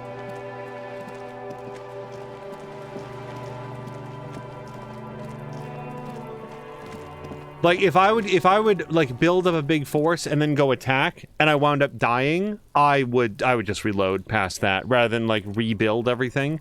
Especially in those old strategy games where there was a finite number of resources and everything that you spent that got blown up, you couldn't necessarily get back again. Yeah, I'd save some the hell out of those things. All right. Well, okay, so I've got a couple options. I could read this, but I do actually have things that I can read in the damaged ledger. And yeah, we've got almost exactly an hour. So let's do that. It's the ledger you found in the trash. A cabbage of papers hanging from the board, with the permeables drawer inside. It takes about half an hour to piece one together, using the system you've devised. Which one do you want? So, when I pieced together the square bullet hole murders, it was nothing. We didn't get anything out of it. There was no point to it. I'm thinking that if I piece together all of these, it might unlock another thing, or there might be some other bonus for doing it. So that's why I'm coming back to this. Then again, it did say... Hold on a second. Not much has changed in the meanwhile. I'm changing my mind because this did indicate that it was, like, important. Yeah, let's interact with this. The Greatest Innocence by João Paulo Salomão Lopes de Fuego. The book is large and heavy. So let's keep an eye on the time down here. Let's crack open this immense tome. Browsing through the various chapters, you try your best to understand the ceaseless overflow, the sprawl of names, dates, places, events historical. Most of it ends up as a twisted mass of facts inside your brain. Your educational survey is done. Did you catch any of that? No. Oh well, it's pop quiz time. Let's see what you've learned. This might take a few minutes. You ready? Yeah, sure, why not? That's the spirit. Here we go. Question 1. Who was the first innocence? Oh yeah, this is what I was made for. All right, encyclopedia. Go on, give me all the hints you got. Because otherwise I'm just guessing. Because I didn't actually read any of it. A pop quiz is a short examination designed to test your knowledge without any prior warning or announcement. Such exams allow the teacher to assess how thoroughly the students have retained the material at hand. Voila. Now blast that first innocence. Thanks for nothing. Yeah, encyclopedia, you piece of shit. Dolores Day. Dolores. Okay, pain threshold says Dolores Day, and he seems pretty confident about it. Incorrect. Dolores Day was the innocence of humanism, internationalism, and the welfare state. She codified parliamentary democracy and created modern institutions. Among these, the moral intern, she was powerful and beautiful on all her icons. Her colors are silver, white, and apricot. And when you think her name, Dolores, stomach acid rises to the back of your throat, and it hurts. You see a flash silver, a wreath, an airport bag, and blonde hair. You don't know why. Another choice, perhaps? Sounds like my ex-wife. Steer clear of this one. There's something terrible about this one. This is his ex-wife, though, right? His ex-wife, Dolores. Harry and Dolores? No. I need to know. What? A strange sensation of loss. When she left the earth, the dust, and the ice, and the humans. That is unimportant to the quiz. Stop thinking about this. Yes, the quiz is impersonal. No need to rouse sensations in yourself at the mention of Dolores Day. Who was the first innocence? It wasn't Dolores Day. So I lost a point of morale. I mean, that's fine. I still got 3 points left. All right. So our other choices are Sola or the Pericanarsian. Well, I learned something by learning about Dolores Day, so let's go with Sola. Incorrect. Sola was anointed during the previous century and even lived to see the current one. She was an urban planner who spoke her mind and largely left history to its own devices, encouraging people to excel on their own rather than prescribing to a deified model of history. She is often called an anti-innocence. Sola resigned after an assassination attempt by a Yugo nationalist who blamed her for not taking the side of the left during the turn-of-the-century revolutions. Innocences don't usually resign. Care to try again? So apparently Innocence, I apologize for being slow on the uptake, but this is some sort of a title then. I'm going to say the Pericanarsian. Correct. Nothing much is known about him. It's not even clear that he was a he, but Franco Negro presumed as such and called him Pius. He's depicted as a young man with molten gold pouring out of his mouth. All he spoke was gold. It's said he invented God and equality of men before God. He also introduced the gold standard as a way for measuring people's love for Aurum. As the first innocence, he declared that there should be more of those like him. It is presumed his disciples, were the beginning of the Holy Party, the Founding Party.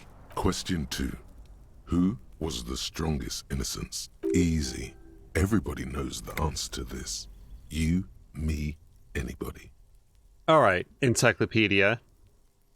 I trust you've got my back. An innocence is the highest category of historical personage in the world, a literal personification of history. Traditionally, an innocence, when anointed, assumes supreme rule over the Occident or the known world in general, at least the parts that matter. Mia, I would just like to point out that the game is really trolling the shit out of me tonight. Like, also, Mia saying, I'm seeing a lot of talk about the women, but what about the men? Oh, well, good news. It turned out that a man was the first innocence, and that everything he said was gold. So, yep, the two women were irrelevant to the question, as it turns out.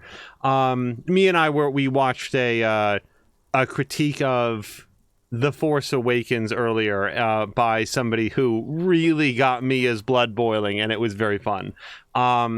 Yes, so interesting, but I thought you'd give me the answer to the question. I can do better.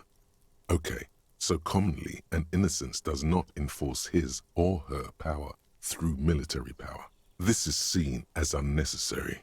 The innocence wins because an innocence can't help but win, for their deeds are inevitabilities. Did this help? Not especially, but I don't see the point in... I feel like it'll be demoralizing for me to insult my own encyclopedic knowledge, so yeah. Great. Dolores. Pain threshold, you get out of here. So, Vesper Messina or Franco Negro or Dolores Day? What did we learn about Dolores? Is it say it's coming if I just scroll back a little ways? This is the way your mind works, right? The innocence of humanism, internationalism and welfare state, parliamentary democracy. She was powerful and beautiful on all her icons. If the innocence doesn't need to fight anybody... Sure, let's go with Dolores. Incorrect again. God damn it. While she originated many modern institutions, launched several successful expeditions, and was even critical of the innocentic system itself, and somehow keeps popping up in your mind, she is not often considered the strongest. Even though the words most associated with her rule are l'amour, la compassion, la autodiscipline, love, compassion, self-control, which could be seen as facets of strength. Would you like to try again? Please, relax. So, Vesper Messina or Franco Negro? We just heard about this guy. What did we hear about Franco Negro before? Sola... Okay,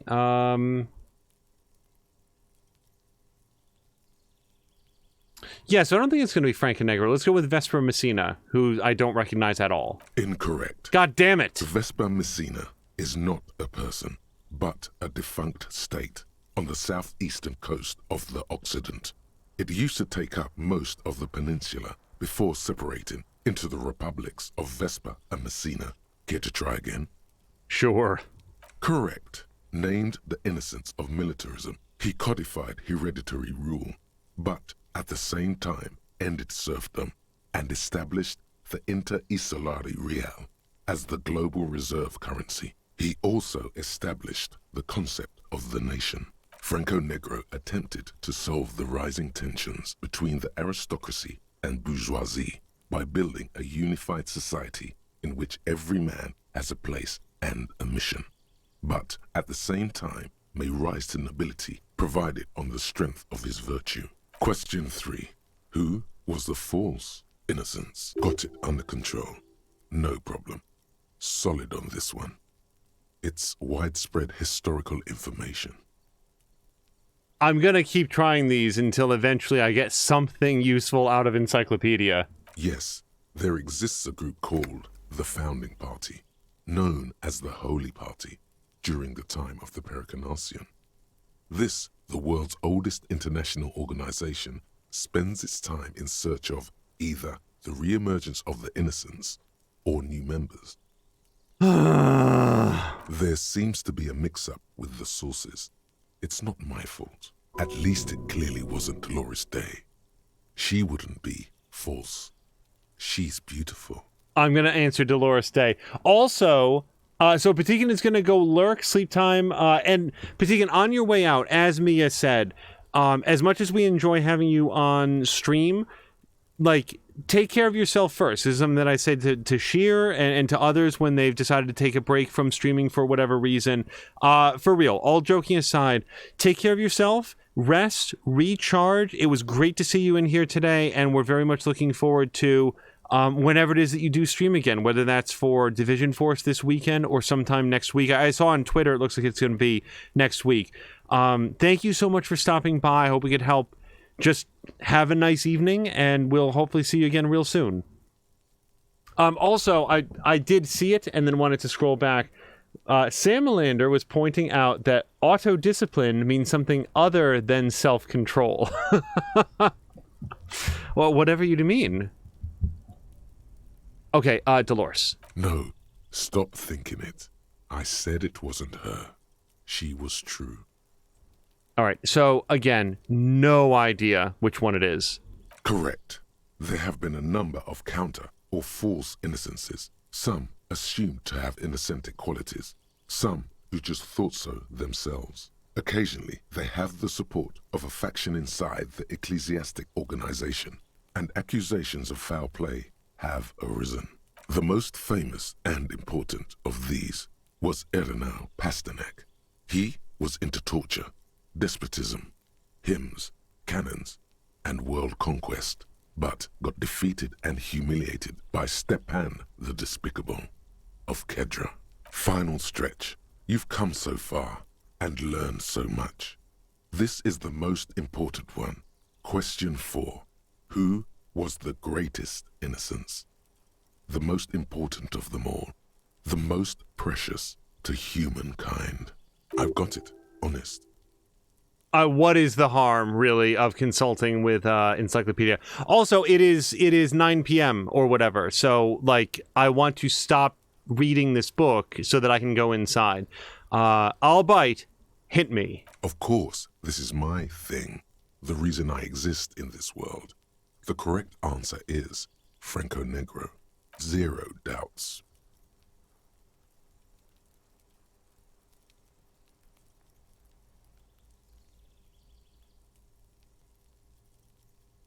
No. No. I'm going to say Dolores. Franco-Negro. I don't think that's going to be it. What was the last thing we learned about Franco-Negro? Vesper Messina's not a person. I kind of feel like I'm cheating by scrolling back. Oh, but I can't scroll very far back. No. Okay, I'm going to go with Dolores. I really am. Because I don't care what Encyclopedia is. Encyclopedia's been yanking my chain the whole time. I'm going to say Dolores. Correct. The Mesk might see Franco Negro as the father of nations, but as of this century, there's been a great shift in attitude. Dolores Day has become widely regarded as the greatest innocence. A most radical change to the whole fabric of the world. Everything from inter-esolary travel to the connected world to 3 consecutive scientific revolutions can be traced back to her. Every decade that passes, she seems less human somehow and more beautiful. I feel like I'm Jeremy's. Congratulations on finishing the test. The results and your subsequent grade have been calculated. You get a D. Not particularly remarkable, but technically a passing grade. Not that anyone really expected better. You would have done better if you just left Dolores Day for the end. Dial the Dolores Day down a bit. Thank you, Inland Empire. I had overlooked that. Also, I needed a 6 or higher to have that incredibly obvious realization.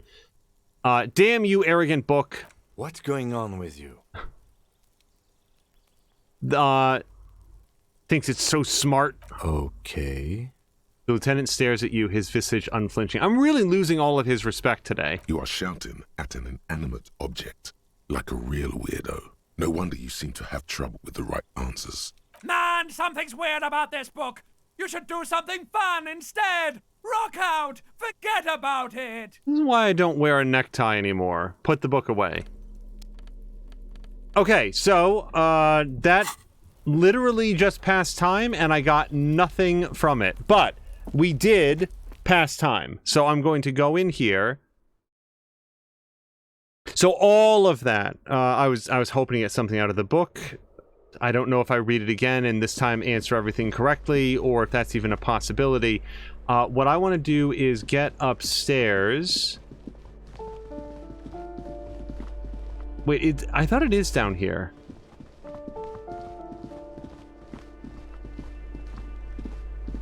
No, this is just scummy bathroom. I can't go in there. So, our goal to catch everybody back up is there was somebody like smoking up on a balcony overlooking the site of the murder, and that goes down. Yeah, I want balcony.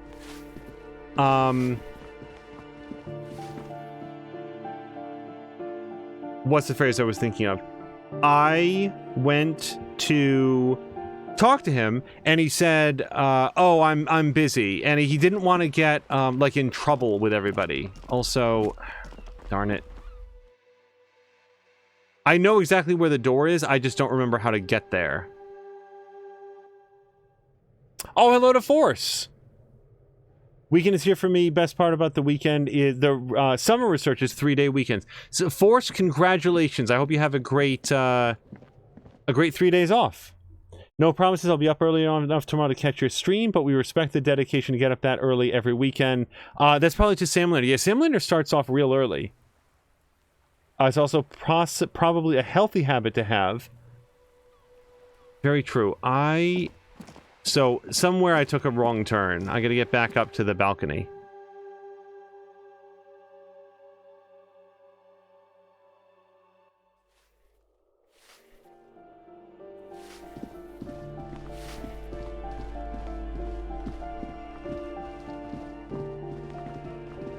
Okay, here it is. I was gonna say, I thought it was real close to the entrance.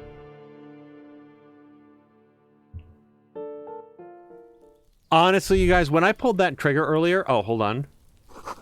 You hear distant traffic. Night is falling on the city. A maroon glow of light pollution rises from the east. When I pulled that trigger earlier, I really thought it was going to say, like, the safety was on. Sam Leonard says if I don't get up at 5:45 every day, I can't get up at 5:45 any day, and I gotta be up that early to go to work. I know the feeling. Okay, here is our errant witness who did not want to talk to us in front of all his friends. Gendarmerie, you found me. The young man on the balcony gives you a bright smile before taking another drag from his cigarette. His slender figure is backlit by city lights, its distant streets and motorways flashing like diamonds. It feels like a Friday. He seems to be in a good mood tonight, and his shirt is still unbuttoned. We got your hint, found the key right under that stone. Beautiful. He replies, smiling. As he looks at you, something sparkles in his eyes. So tell me, are you here to make things right again? That is what, like, that it really is what I'm aiming for. I may be a real fuck-up of a human being, but I do want to make it better for others. Honestly, I'm just trying to screw anything up. I'm not going to make things right. I'm just going to make them spectacular. I was hoping to talk to a possible witness. Your balcony overlooks the... So I can get right down to business. No, I'm going to say that's what I'm aiming for. Beautiful. He says again. A nearby street lamp casts shadows on his chin, drawing out his slender cheekbones. I have some good news for you. My Sunday friend is visiting me tonight. I told him about you and he'd like to say hello. Step in. He's already waiting. He nods towards door 28. This seems ominous. By the way, I'm really digging the view here. Point at the city skyline. Is it Friday tonight? It feels like Friday. That's a weird comment. Why would I want to meet your friend? Very well, I'll talk to him, but first I want to talk to you. I have so many questions, which is the proceed option. Let's point at the city skyline. I want to see how nervous he gets about the fact that I'm not going inside. Mm-hmm. That's why I chose this place. Martinez is special, isn't it? He looks away, his cigarette end glowing in the dark. Wait. Suddenly you are digging things? The lieutenant whispers to you, shaking his head. Do I not usually dig things? Is it Friday tonight? It feels like Friday. Yeah, it does feel like the end of the week. Such gentle weather. Why would I want to meet your friend? Trust me, you do. If this is a trap or an ambush, he's doing a very bad job of it. Here's the thing. If it was a trap or an ambush, I think Smoker in the balcony would say, oh, my friend was with me for the murder investigation. We definitely want to go talk to my friend together. Because he would want to entice me to go in. Oh, the curiosity. It's something very important to me. Here, he's just saying, you gotta trust me. And that's not acting cagey and weird about it. I don't think is the way that he'd ask if this was a pre-planned ambush. Very well, I'll talk to him, but I want to talk to you first. I have so many questions. That's nice, but I don't have anything to tell you. It's my friend you're looking for, not me. He takes another drag of his unfiltered cigarette and looks around. It's getting dark, and the neighboring windows have lit up, one by one. Downstairs, a cat crosses the yard, disappearing into the bush. Besides, I've got to run. He's going to leave you alone again. That's sad. Go if you must, I don't care. I don't care about people leaving me all the time. That's oddly forward. Run where? To the city. It's a beautiful night. He gestures idly towards distant motorways.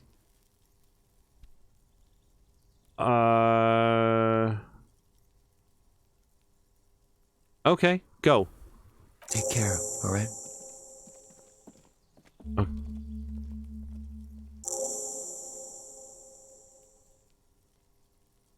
Okay, so he took off. I got 70 experience points. New task to interview the Sunday friend. And when he said, take care, all right, he said it with another disarming smile before slipping off into the night. And I got a new skill point. And I think I might need to use that skill point on a new thought closet thing, but we'll find out. And he's gone again. Looks like it's becoming a theme for him. He's always leaving. Why is he always leaving Kim? Why is my character... So my character is like super attracted to that guy, I guess, Smoker on the balcony. Because he's like really into him.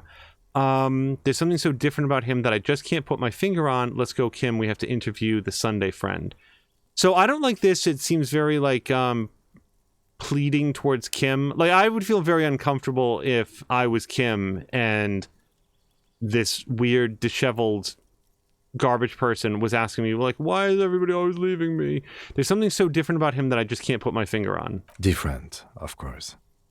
His shirt is always unbuttoned. Oh, yeah, that's actually a good point. It's always snowing here. Why is he doing that?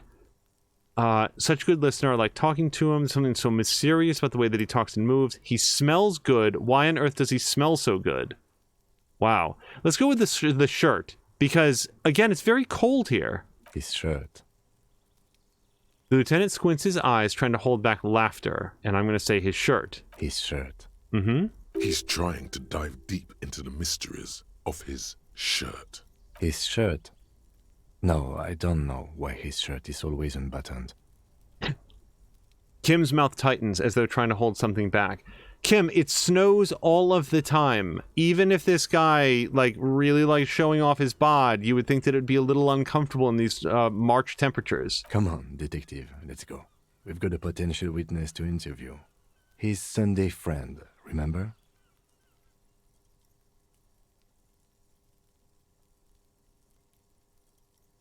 He nods at the apartment before you. So I was just reading what Centrifugal Force says. The smoker on the balcony is apparently the main protagonist in a YA novel.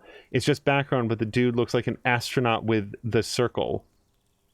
Is that like an astronaut with the... Oh, with the circle behind his head. Got it. Okay, hold on. Before I go in there...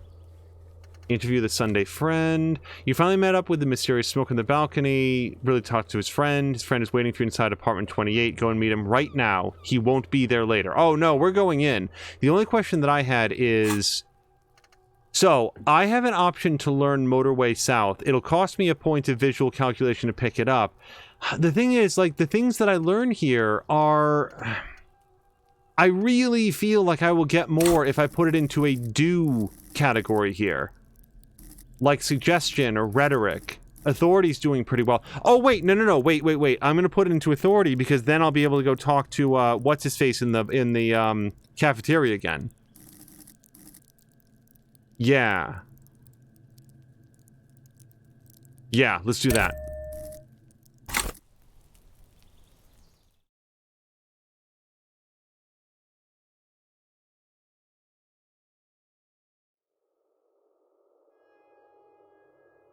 All right, now I believe that as I click on these, let's look real quick.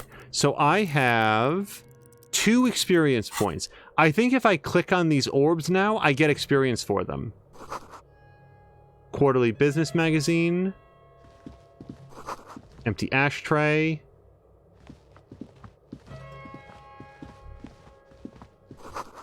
Dishes soaked up in a pot.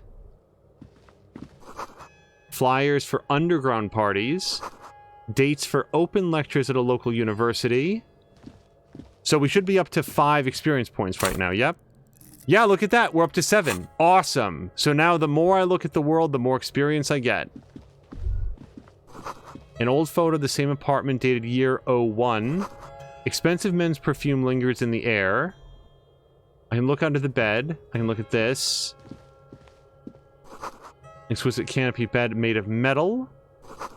Buckets of paint on a layer of old newspaper. Now, do I want to try to touch the things in this room? I think I do. Okay. So, we've got a hat that I can put on. I don't think I want to put on this hat. It doesn't feel culturally appropriate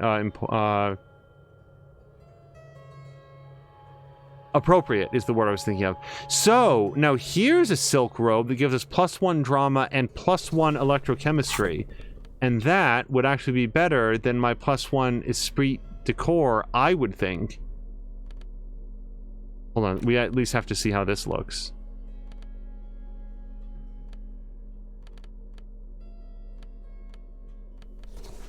Ooh. Now that's a look. That's the look of somebody who might interrogate you.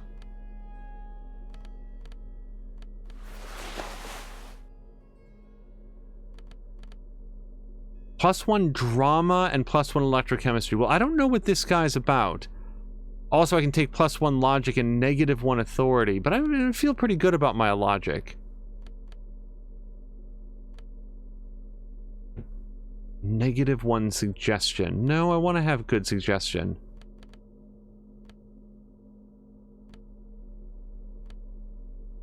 Yeah, okay. We're gonna have this weird mesh shirt and ugly tie.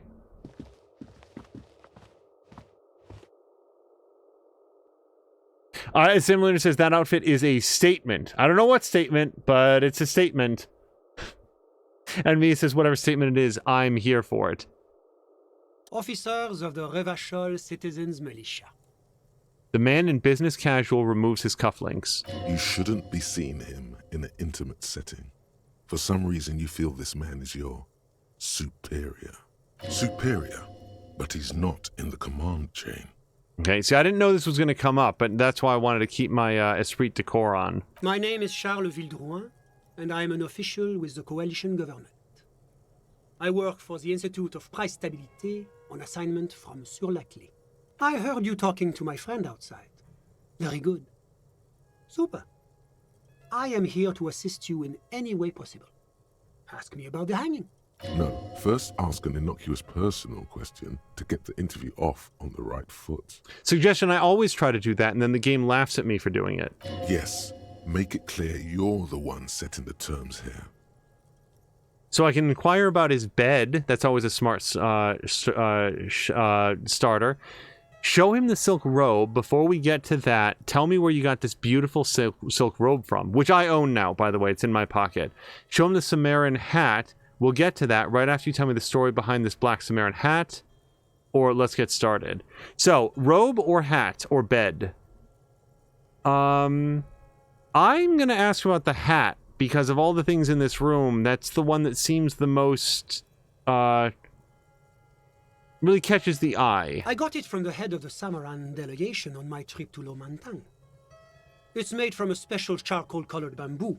It's an emblem of the formal normalization of our diplomatic relations. He's alluding to the decade-long War of Independence, while deftly brushing aside the complex causes behind the conflict. That's really all I can tell you about it. He forms a little rooftop with his fingers. Cold air sweeps in from the balcony. That didn't work at all. The lieutenant takes out his notebook and nods to you to proceed. Okay, I didn't realize I was being quizzed on... Anyway, apparently I failed whatever I was trying to do. Also, Forrest is saying, oh god, hearing the words electrochemistry brought back war flashbacks. She hates electrochemistry so much that when she does not absolutely have to use the absolute pH, she just uses pH paper to get the roundabout pH test. And then someone is saying, I thought that's what all chemicals did? Gosh, I don't know. Let's see. You actually witnessed the lynching. What's an official like you doing in Martinez? Can you tell me about your friend? Well, the lynching is the #1 story in our country, so... I'm sorry to say I did, officer. I can say this is just the break I'm looking for, but I'm mostly just extremely suspicious. Start from the beginning. Officer, it's very difficult to describe what I saw that night. It was so surreal to me, like in a play. He holds out his hands and blossoms his fingers, like a drama teacher setting the scene.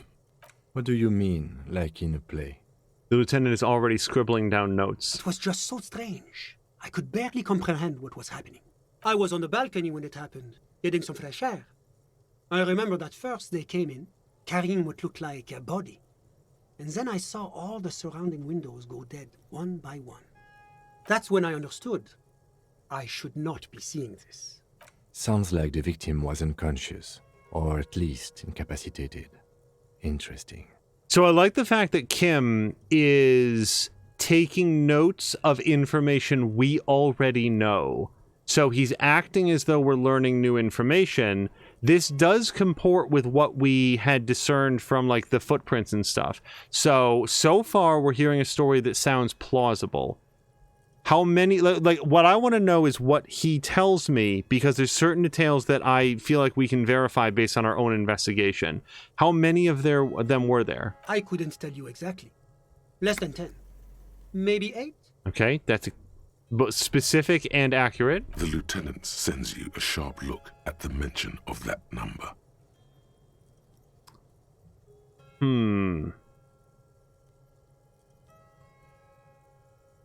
Did any of them look like drummers? I don't really know what that means. Are we looking for a drummer? I don't remember one. Did any of them look like drummers? Drummers? Why, no. But then, I don't know what a drummer is supposed to look like. I think we can drop the drummer angle. That was my bad. Oh, because of the worn soul. I feel bad. I feel like I now, like, was making fun of him, and I did not mean to. Were any of them huge, like 200 kilograms huge? That's a giant you're describing. No, they were all quite human, as far as I could tell. What happened next? I went back inside. Were you able to see anything from inside? Officer, the yard was pitch black. There was nothing to see, but I could still hear their voices. They were threatening to kill that poor man. Were they men or women? All men, I presume. But again, I couldn't see very clearly. But we are fairly certain the lady driver was present. The lieutenant flips through his notes. Well, if it was pitch black, she may just not have said anything. Also, I know this, but, like, Kim, don't talk to him. Don't talk about the woman in front of him. We're trying to compare notes here. It's possible, officer, but I cannot say with certainty. It was very dark, you must remember. What ethnicity were they? I believe they were mostly white, though I believe I saw 2 Areopagites among them. And I am quite certain that one spoke with a Mesk accent. He's providing a good description as far as I know of the crew from the cafeteria. What happened next? Well, that's the strangest part, officer. Nothing happened. It was oddly quiet for a public lynching. What do you mean nothing happened? They lynched a guy. Eventually, their shouts died down, and that was all. There were no gunshots, no celebratory shouts, no anything. That does seem strange, but my comment on that is not as important as why didn't he call the RCM? You're right, of course. That is what one is supposed to do in such circumstances. I was simply in shock. I'm afraid I don't have anything else to add. About what time was all this happening, approximately? All I can say is that it was late. So let me get this straight. You didn't actually witness the hanging itself, did you? No, I didn't see the corpse until the following day. I'm not going to call it a waste of time because, I mean, that might inspire him to, like, if he's trying to feel important. So I came in here not trusting this guy, but if he wanted to, like, lead me down the wrong path, then he'd be telling me that he saw the whole thing. He's providing information that sounds like it's just corroborating a bunch of information that we already know. What's his value in doing that? Either he doesn't know what we know, in which case he's only fed us a pack of accurate information, or he's legitimately trying to help out with the case. Yeah, I'm certainly not going to say that was a waste of time, because we now have additional confirmation of things that we strongly suspected. Of course, anything I can do to assist the RCM. What's an official like you doing in Martinez? The Coalition is only looking out for the price stability. Inflation is a killer, like a heart disease blocking the normal circulation of the economy. It must be controlled. The economy impacts the entire international community, which is why it requires international oversight. So why are you... Yeah, why are you what are you doing here? I'm worried that this is going to advance the conversation, and instead, tell me about the international community. Also, Forrest is asking Mia, if you got a job offer tomorrow to be a professional drummer for the band of your choice, would you take it? Forrest, yes, she would, because I would push her into it. So yes, I think that Mia would be awesome at it. La communauté internationale is what Revacholians colloquially call the Coalition. In other words, the nations that stopped the disaster of the revolution. And what do I call the Coalition? Your employer, technically speaking. The governing authority of Revachol. The RCM is but one part of this provisional administration. So you're some kind of bureaucrat? Yes. As I said before, I am a commissioner from Sur-la-Clé working for the Institute of Price Stabilité. This is one of the main projects of the Moral Inter. He glances at his watch. Wait, there isn't actually an Institute of Price Stability, is there? Or maybe there is. God, it's impossible to understand whether someone from the Moral Intern is joking or not. Encyclopedia, you've really been letting me down lately. It doesn't seem like you know very much and are mostly just regurgitating random information. What is the price stability? It is the most important thing. Okay, that doesn't tell me anything. It's the central goal of any sound monetary policy. Maintaining the price stability is essential to maintaining high levels of economic activity, which is essential for maintaining high levels of employment, which is essential for maintaining the social stability. Basically, it makes sure the price of bread doesn't change. Précisément. Too much inflation, bread becomes too expensive. Too much deflation, it becomes too cheap for bakers to produce. That's why the Institute of Price Stabilité works to keep inflation just below 2%. 2% of what? 2% of increasing over its previous value year over year. But not too far below, no. Too below is also bad. Below, but close to 2%. You're not answering my questions at all. The Coalition believes in the importance of informing the public about the benefits of the price stability. Transparency is one of our principles. Would you like an informational pamphlet? Oh, I absolutely would, because I can sell it to the pawn artist for hopefully 50 cents. A sound monetary policy is essential for addressing uncertainty. Stability is the raison d'être of the moral intern. It's the reason why I identify as a moralist. But oh, I don't have my leaflets on me today. That's too bad. You can always call our information line. Making information available is part of the moral intern's commitment to transparency. This guy is making an excellent case for me to immediately spend a skill point to forget being part of the Kingdom of Conscience and choose any other thing. What are you doing here in this apartment? Well, I'm renovating it. It is an interesting project. The building used to be a 12-story skyscraper before the cannons took the top 4 stories off. This, of course, happened when the Coalition forces landed here. You could say I'm undoing some of the material damage the international community caused when we arrived here. Sunday Friend is the most skilled person we've met in the game so far at not telling you anything at all. I mean, yeah, we got a vivid description of what he heard on the night of the lynching, and it is, like, we did learn something, at least according to this guy, who gave us accurate information on how many people were there, how, like, what their physiques were, what their overall ethnic makeup was, like, you know, 8 different people, who did you see in the crowd? And then he added one new piece of information, which was that the lynching was incredibly silent. I don't know what to make of that yet, but it is new information. I've heard about this moral intern before, but I want to know more. It's the International Organization for Moralists, hence Moralist International. The Institute of Price Stability is just one of its many mind babies, as is the Coalition. So I can turn to Kim and say, so when I said I was a thrall to foreign interests, what I should have said is that I'm a moral intern, bitch.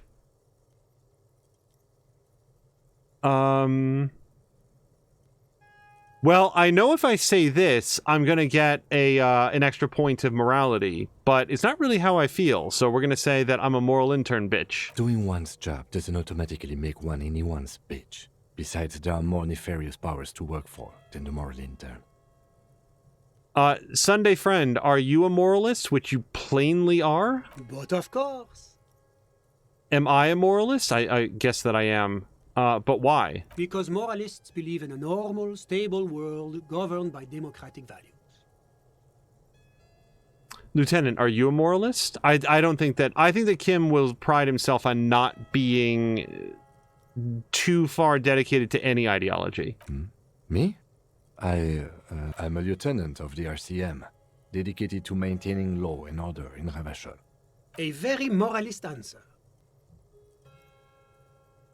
The man nods. The lieutenant is practiced in the art of putting on a show for one's superiors. But what is a normal, stable world? The Occident is part of the normal world. Oranje, sur la clé. Martinez doesn't seem very normal or stable to me. Martinez? No. Martinez is something else. And what about the rest of Revachol? Is it part of the normal world? Revachol is generally difficult. It's led by an interim government, which means it hasn't yet achieved full democracy. But they are working towards it. You're all doing very well here, relatively speaking. So, I mean, I actually am a moralist. Like, factually speaking, in the game, that's what thought is in my head.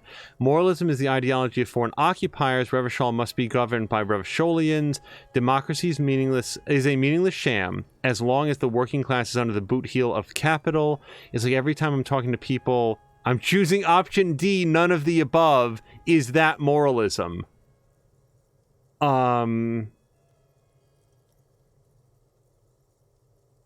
So the thing is about this is that I think this is the fascist response, and I don't really want to do that.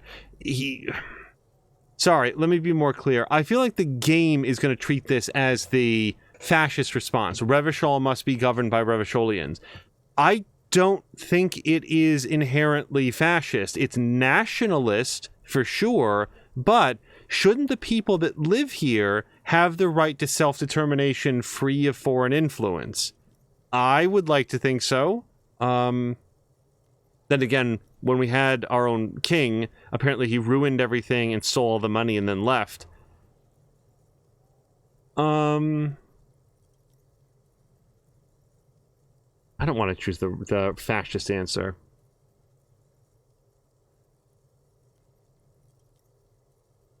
Democracy is a meaningless sham as long as the working class is under the boot heel of capital. Of course, the detective's personal views do not represent the views of the RCM. I'm really fucking things up with Kim tonight. Ah, my friend. But the lesson of the revolution is that communism does not work. It didn't work because the coalition crushed it violently. We just haven't tried real communism left yet. And you're telling me this world here is working out well. Yeah, let's go with that. It's moving towards the right direction, and that's all that matters. Progress is measured in centimeters, my friend. Now, enough of this delightful political interlude. Was there anything else you wanted to ask? Tell me about Sur-la-Clef. What's there to say? Sur-la-Clef is a modern, urbanized country that measures very high on the Human Development and Freedom Index. Mostly, though, it's known as the executive heart of EPIS. Also, I would love just Grumpy's ear on this. Like, where does he rate this man's what sounds to me like a French accent? Because Grumpy is French himself, or French Canadian. I actually haven't asked too much about where Grumpy hails from, but he's fluent in French. Moreover, it is a great sponsor of less emerged countries. Revachol is only one of its many darlings whose progress it supports and cherishes. Darlings? That can't be an official designation. What makes Revachol Sur-la-Clef's darling?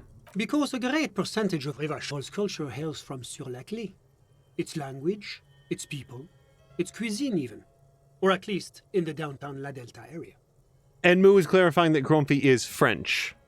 Jamrock and other parts of the international zone have been mercifully spared of Sur-la-Clef's love for meatballs and mashed potatoes. Okay. I don't know what, like, perception tastes as though I tasted something. Because otherwise I would have thought that this was an encyclopedia thing. Tell me about Oranje. Oranje is an exemplary nation who, as a core member of EPIS, contributes 28% of our annual budget. Next to Sur-la-Clef, Oranje is probably the most prominent member of the international community. And apparently Grumpy's response is, they're okay. One of the things that I've been wondering in listening to this is, are these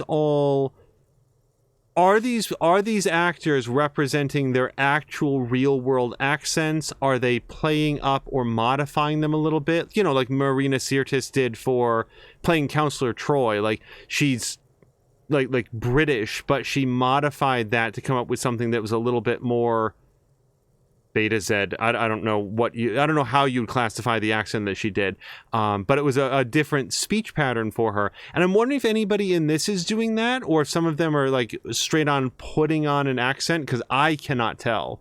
Which of them is more EPIS? Yeah.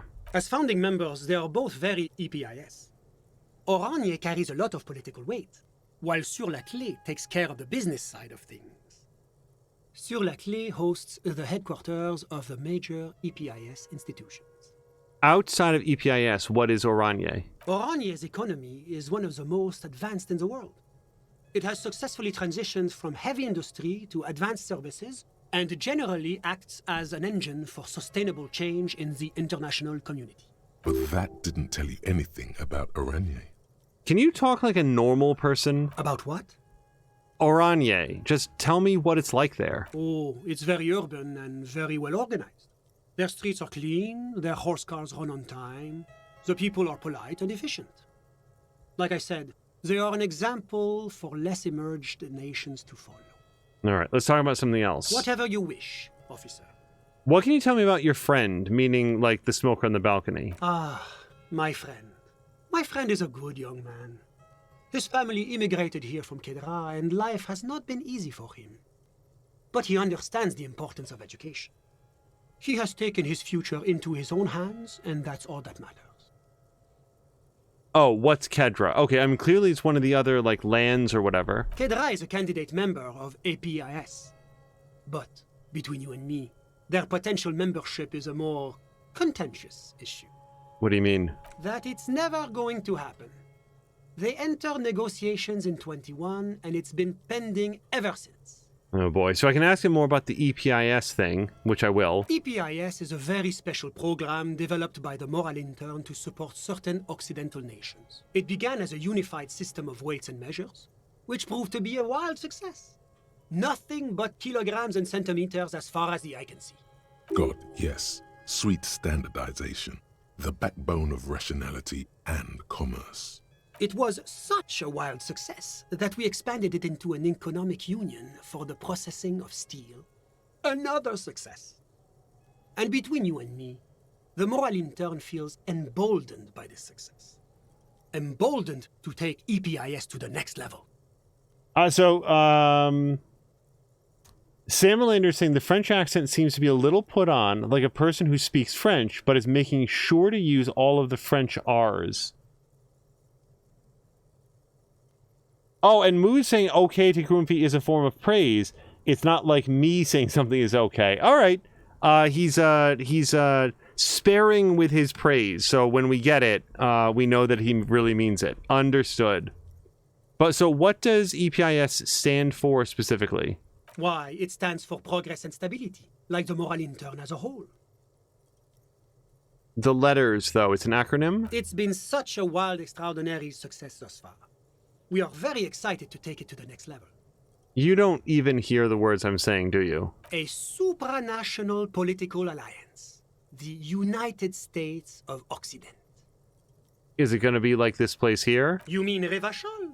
No, it's going to have transparent democracy. Is Revachol going to be part of EPIS? It's one day going to be a candidate member of EPIS, sure. Except that candidate members never become full members, do they? Didn't you say, and that was a medium success, so we're on an additional track here. Didn't you say that candidate members never become real members? No. Candidate members do become members. Why do we even have the whole system in place if they don't? It just takes time. Time and evaluation. But we were talking about my friend here, not politics. How did you two even become friends? How did any of us become friends? Bad things happening on the Indian Isola? Oil platforms ablaze in the night? Civil wars lasting for years? Finally, the international community is forced to step in. I like how exasperated my character is becoming. What are you talking about? No one becomes friends that way. Au contraire. It's how millions of people end up where they are. Meeting the people they meet. It's how I came here, and my friend too. So basically his response to how did you two become friends was to describe a broad global sequence of events that ultimately resulted in the two of them meeting and being in the same place at the same time, which is as vague as you could possibly imagine that question to be. You still haven't told me who your friend is. Sorry. Who? Your friend, the smoker on the balcony. We were just talking about him. But I told you, officer. He's a bright young man here to pursue his education. Education is the foundation of our future, especially the arts. It is a cornerstone of our civilization. So all you can tell me about is him. All you can tell me about him is that he's here to study the arts. He's deeply enmeshed in the study of the fine arts, yes. Which arts? He's a truly free spirit. He likes all the arts. Perhaps graphic design, printmaking, who knows? The world is open wide for a talented youth like him. This is some of the best obsequious writing that I feel like I've encountered in a long time. Usually when writers want a character to say nothing, they just sort of like do the, huh? What? Like the Miss Marsh Collapsis. Does anybody know what the hell I'm talking about? So on Elvis Duran in the morning, they do these crank calls, and one of the most tiresome is Danielle. I'm so sorry if people like this, but Danielle Monero does Miss Marsh Collapsis, and the whole point is that she calls up some innocent, hardworking, just trying to get through their day, random person and asks them a question or like imposes some sort of an absurd request, and then no matter what they say, huh? What? huh? What? Huh? And that's the whole bit. There you go. Somebody pay me $45,000 to go on the radio. Just go, huh, what? And it's just such a great thing. It's so wearying. Now, this guy is the exact opposite of that. You ask him anything, he talks for 5 minutes and doesn't give you anything at all. He is an awesome example of somebody who is just filibustering the shit out of this conversation. What are you doing in his apartment by yourself? I'm just enjoying the view. There's a dead body hanging out inside of the tree. A dead body we still need to get down, by the way. Thank you, Kim. Listen. He says, raising his hand. The baby is crying in the neighboring apartment. Someone's baby is crying. No, listen. He says again, looking outside. The Insulindian Bay. I was asking about your friend. My friend comes and goes. I'm sure you'll see him around. He's a busy bee. A busy bee? What an odd choice of words. Feels like it's just a colloquialism, really. All right, I had something else in mind. I'm all ears, officer. I've got all I need. A moment, officer. Do you have everything you need from me? I'm afraid we won't have the chance to speak again once you leave. Why can't we talk later? It's against diplomatic best practices for an official in my position to be discussing murders with local militiamen. And I'm pressed for time. After you leave, I should be leaving as well. That's not the real reason he's so apprehensive. Men in his position shouldn't be seen loitering around in underprivileged young men's apartments in the middle of the night. Okay, before we go, I just want to look around the apartment. Sure, go ahead. It's a beautiful space. Let me know if you have any further questions. Now, at issue... Oh, wait, no, there's... Did I look under the bed? I don't... Yes, I did. Okay, yep, because I found the silk thing over here and then the hat over here. So... You know something? We might as well get a little changed. I don't really feel good about putting on this hat. This tawny cone-shaped hat looks like a beacon of Samaran wisdom, its straw sticking up like an antenna. Thank God you can't really see people's reactions when they see you strolling around in this incredibly insensitive headpiece. Yeah, that's what I was thinking about that as well.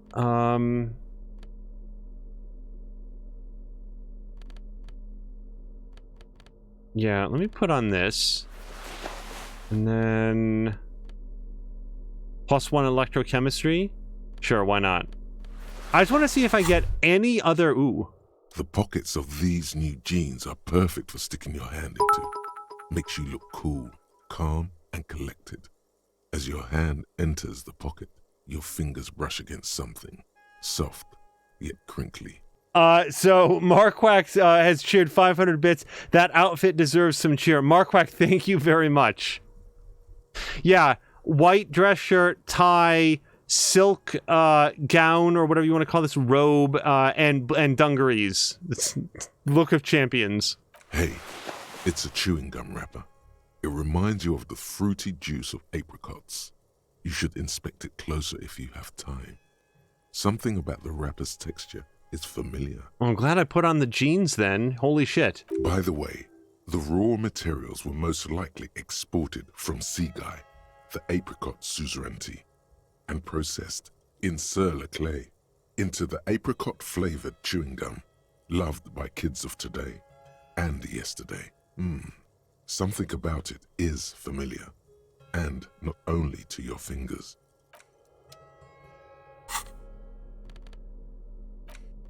Alright, so, chewing gum wrapper. Gleaming chewing gum wrapper found in the pocket of the laborer's jeans. It gives us an ever so faint sense of apricots. Your mouth starts watering. Do I have time to look at this? Let me quick save it first. I just want to make sure that nothing weird happens, because I changed my outfit so that I could talk to him with slightly different stats. You never know what might shake loose. But, let me try to interact with the gum wrapper here. A crinkled chewing gum wrapper. The worn label reads, Tutti Frutti.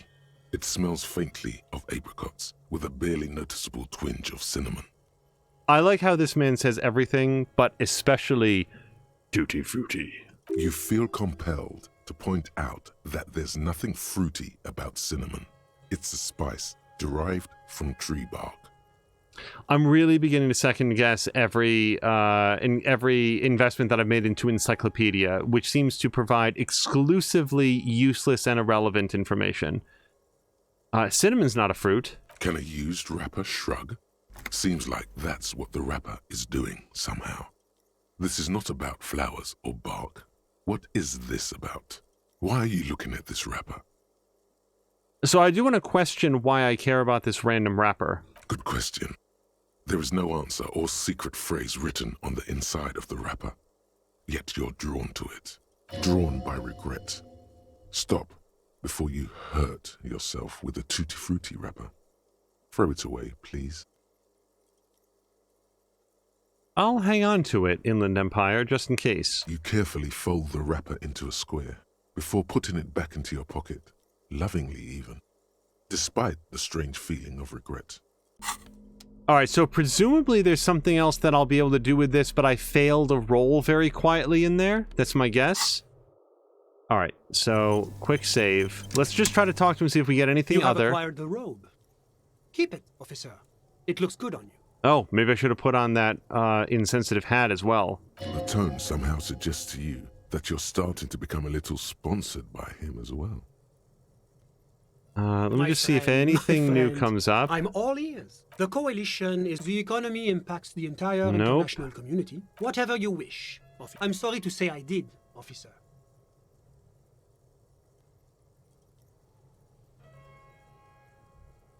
I don't think he did it. I think this is an absurd accusation.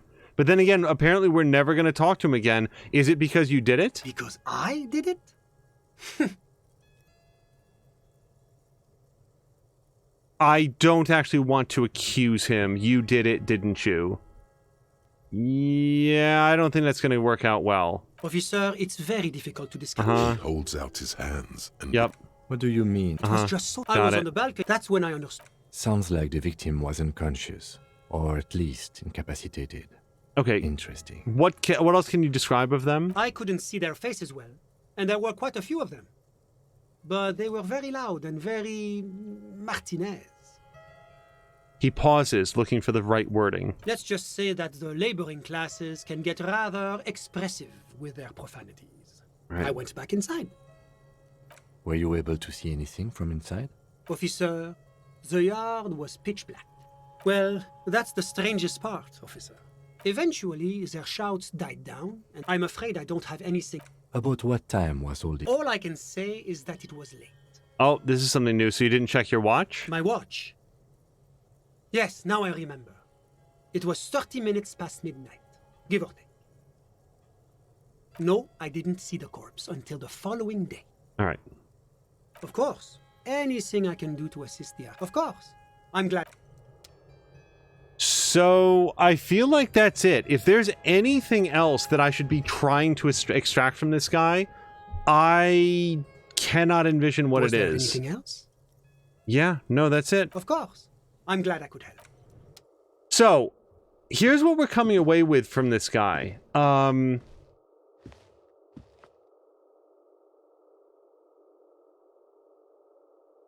Not much. The only thing that he gave us was that he corroborated information that we already knew about who was in the yard, what they generally looked like, and the fact that the hanging itself was suspiciously quiet.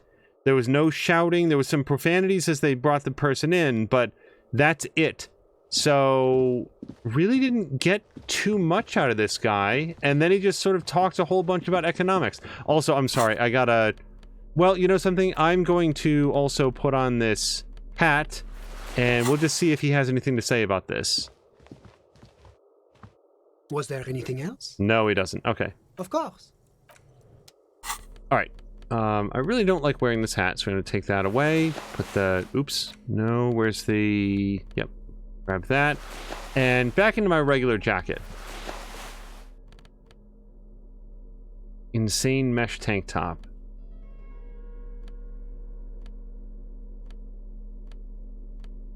We'll wear this. Oh, and also the jeans. What do the jeans give me? +1 electrochemistry, but -1 reaction speed. And my regular pants are ugly and +1 savoir-faire. No, -1 savoir-faire. Okay, I might wear the jeans for a while then. My reaction speed isn't great, but I'd rather not lose that point of savoir-faire to get electrochemistry and just dog me the whole time. Oh, Chivalry, thank you so much for the resubscription. Wow, 18 months. It doesn't feel like it's been that long at all.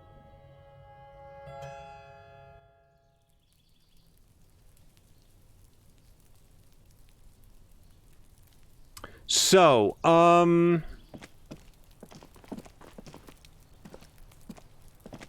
I have added at least 1 point of authority. I want to go see if we can talk to what's-his-face. Titus, the leader of the Huskies, whatever this guy's role is. The leader of, like, the Hardy Boys. That's what it is.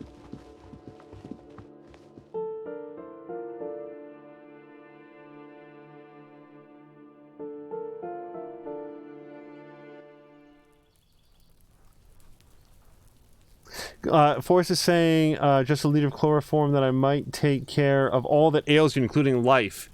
Yeah, I seem to recall Michael Caine really had a thing for chloroform in the Birch Elm Society. Cedar House Rules? Was that it? Cedar House something? Pretty sure that was the movie.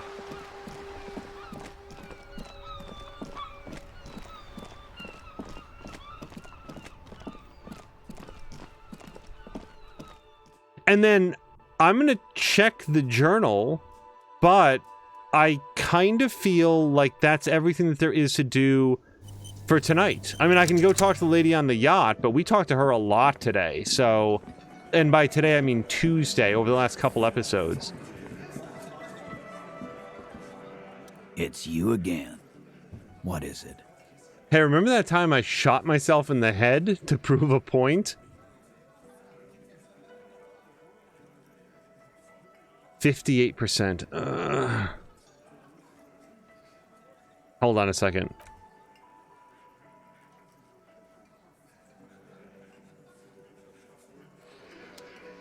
And I don't have any clothing at all. Yeah, this would give me -1 authority. Nope. No. No. No. No.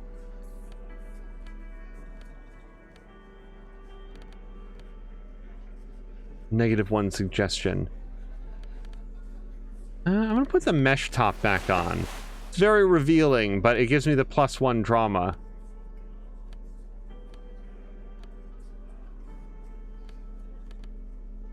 Alright. It's you again. What is it? Me saying I don't remember that at all. Wait, remember which part?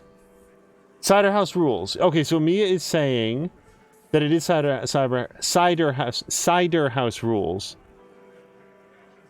Somebody somewhere must have made a movie now called Cyber House Rules. Alright, so let's do this. 58%. Come on. As you look around this room full of sweaty men, swearing, drinking, spitting out tobacco, does this look familiar? Where have I seen this before? You believe the place was called Precinct 41. It was also filled with, almost exclusively, men, sitting on desks, talking shit and wasting time. I get it, Titus. You guys really are the authority around here. Huh? You must be. You're just like real cops, drinking beer and sitting around with your dicks in your hand. You got a problem with beer now? Not quite there yet. Push on. Drunk on the job too, I just don't give a shit like you guys. I'm also a big fan of beer and jerking off instead of helping people. I have a beer problem, and it's... but not a problem with beer. I also have no idea how to do my job like you.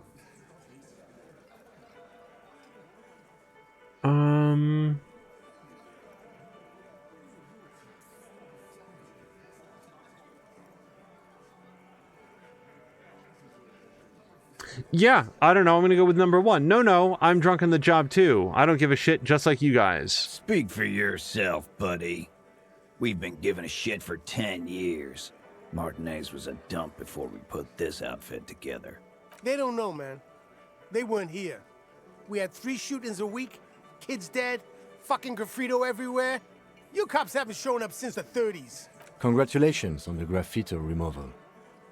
All I see is you sitting around talking about Monica's titties while there's a rape victim. So what? What do you want from me? We took care of that fuck. He picked the beer back up. Don't let him drink that. One more push. Quick. Just don't antagonize him. You have this already. Okay, one more push, but don't antagonize him. It's not about who did it, it's about the victim. She needs help. Okay, that's reasonable. Someone's been raped, she needs counseling, we need to talk to her. I've asked this before, why are you hiding the victim? I'm gonna go with number 1. I immediately like that one. It's about the victim, she needs help. Titus? Elizabeth looks at Titus. She stops mid-sentence. That's it. You got him. He's going to give it up, but on his terms. You wanna help her, cop? Fine. I'm gonna let you help her. But you treat her with respect. If you don't, if you question her, harass her. A freight train of pain, buddy. What is her name? The lieutenant takes out his notes. Glacia, I'm on due. She's staying here at the Whirling in Rags, a real pretty one. Silvery jumpsuit, blonde. That's Amonju with an O-U. So I'm relatively sure that that's the young woman that we spoke with at the very beginning of the game who went into the shower and then we saw like smoking up on the roof. I'm not looking for clarity from that on chat, but I'm pretty sure that that's who it is because I think we talked with her very, very briefly. I'd have to go back and look at episode 1. Shit. The girl. The girl upstairs? That can't be her.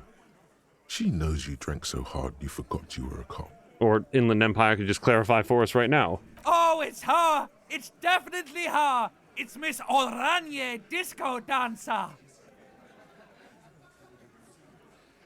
Also, as it turns out, Cyberhouse Rules is a title for an episode of Futurama. Both Marquardt and More Than a Mia knew that on the top of their heads.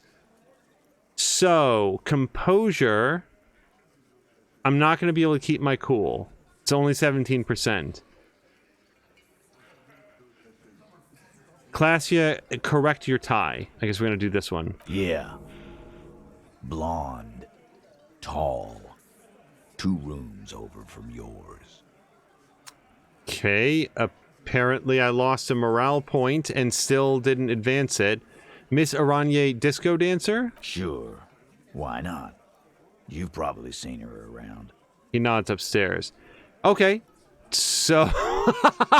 Wait, everybody. I lost an extra point of composure for stammering Glacia?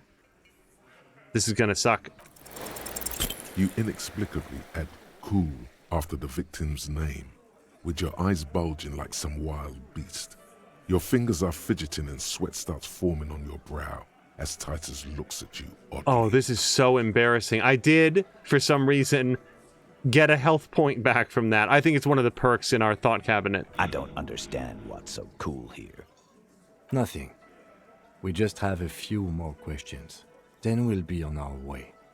In all seriousness, the idea that we responded to the identity of someone who was the victim of sexual assault by like, oh man, she's so cool, that is not the way to handle this. I legitimately would have liked to have kept my cool. I just didn't have the composure ranks to do it. Oh, Mia and Marquardt actually Googled it. I was very impressed that you guys both came up with, oh yeah, that's an episode title from Futurama. Whatever you do, do not tell him you know her. That would sound off, calm, normal.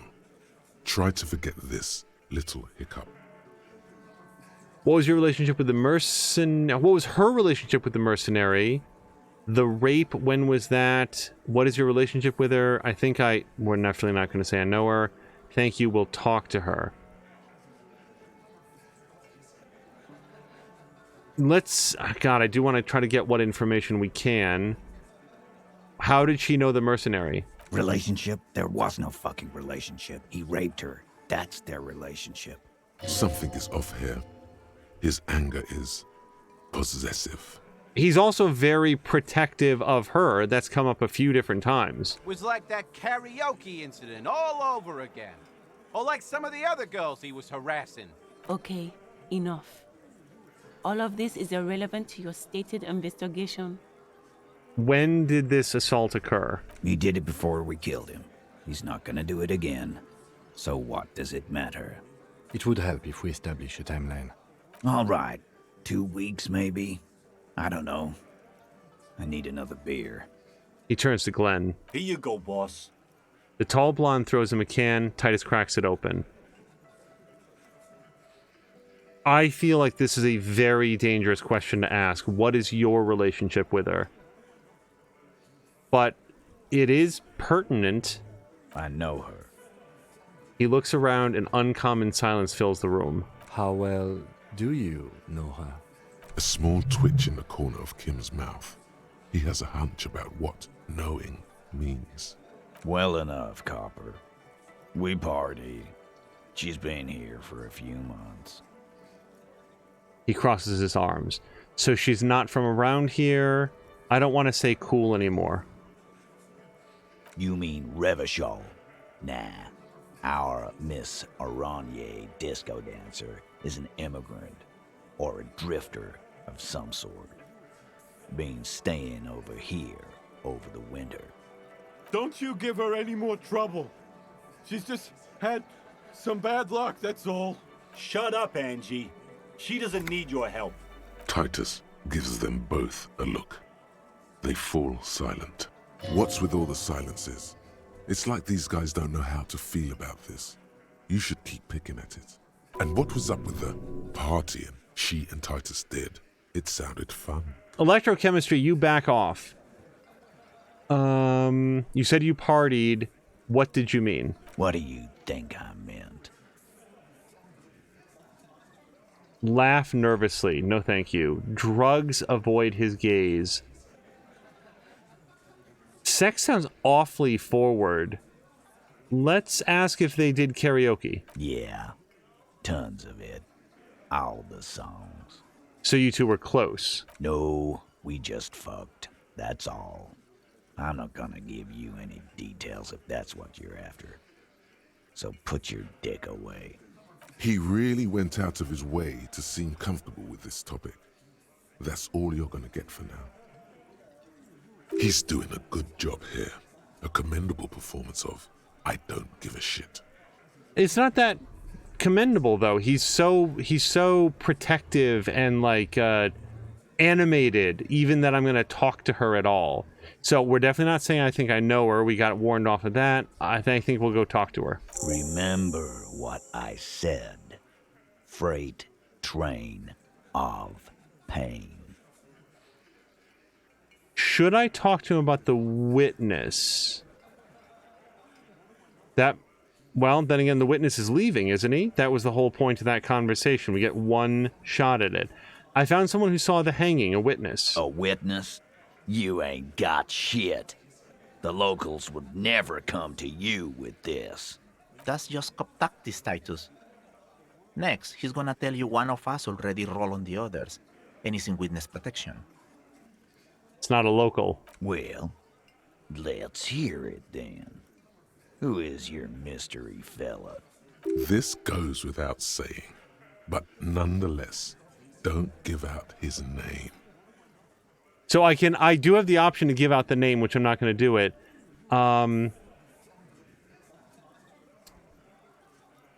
And the thing is, a high-ranking government official, how many of those are kicking around at any given time? This is like a backwater slum, the whole area. So who he is irrelevant. Although even here, I'm giving away that it's a guy. It's like you said, Al. Copper's coming up with this on the spot. There is no witness. I've seen this shit a million times, Titus. Fly fishing. They are desperate. Tell us, Copper, what wacky claims did he make? Well, let's go with the most curious one. There was no shouting and no commotion. It's you assholes that feel the need to go around like a fucking brass band. The Hardy Boys are dead silent. Yeah, it's like they put cowbells on you before they send you to the streets. What's with the cowbells, policeman? They're avoiding having to answer this question. I'd imagine you guys drinking and singing lynching songs. What's with the funeral silence? We were drinking, weren't we, guys? I hit the bottle hard. I was drunk as fuck. Right, I'm convinced, Glenn. Nothing off here. Just a regular hanging. Bullseye. Glenn looks around uncomfortably. The lieutenant hit a nerve. Okay, I think we got something out of that. So now we can go into describing the crowd. Arab guy? Boss, I think he's trying to say me and Theo. Well, yeah. What is confusing you? Eugene, Theo, and Elaine were there too. I already told you. We were all there. Now, this seems like the least relevant or useful piece of information that he described it like a surreal play. That means absolutely nothing to me. Sounds like some made-up horse shit. It means the whole scene was long and drawn out, like it was from a film. What is this fella's problem? Sorry we didn't make it more action-packed. It wasn't the first thing on our minds, you see? Shanky. It's Shanky, right? I thought there's something wrong about the lynching story. Now I know there was. You don't know shit. I know you are lying, Shanky. Kim writes in his notebook. You didn't break this wagon fort, but you did manage to rattle the people inside a bit. Okay, well, that's still further ahead than we were. Great witness. So, I guess maybe there was an additional piece of information that I didn't get out of What's-His-Face. Probably failed to roll quietly in the background. He must be really parched because he takes a giant gulp of beer. So much bluster to hide the fact that they're uncomfortable with you having this info. Okay, so I'm going to stop here. I mean, hopefully we're going to have a chance to... Do I want to warn him that the Merc had two friends? I feel like that might just escalate tensions. Yeah, I'm not going to say that right now. No.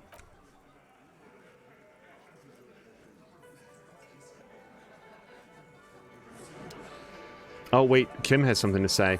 You know something? It is 10:30, and I need to get up very, very early tomorrow. And that's what this game does. It makes me, like, I get super into it. I want to continue playing. I have a great time. And there's always one more thing. It's always just after the next thing. Just after I talk to the woman on the yacht. Just after I add this skill point. Oh, wait, now I can go try to roll the authority thing with Titus. So... we had some big advancements. But before I go, this was really sort of like combing around in my head as we were talking to Joyce about the nature of the universe. So one of the things that we just learned in the world of Disco Elysium is that it is not structured the way that our world is. It's not only a different sort of like history, it's an altogether different reality, which is characterized by these shards of land, very large land masses, but still pieces that are sort of floating along through this infinite gray void. And exposure to that gray void is very detrimental to people and has all sorts of weird effects. And it's not like outer space. It's an interesting vision. And I wanted to contrast that with a book that I've been reading, obviously off stream, called Blaze of Glory, which is a relatively well-written, like I auditioned a few different books thanks to the little try a sample option that they have on the Amazon Kindle, and I tried out 3 or 4 things, and like one in particular was unreadable. I don't even want to go into it, but it was awful. It was just immediately so dislikable. It really grated on me, and I don't want to go into that. But so here's Blaze of Glory, which at a minimum is not... it's not like the moment-to-moment prose isn't like the worst thing in the world.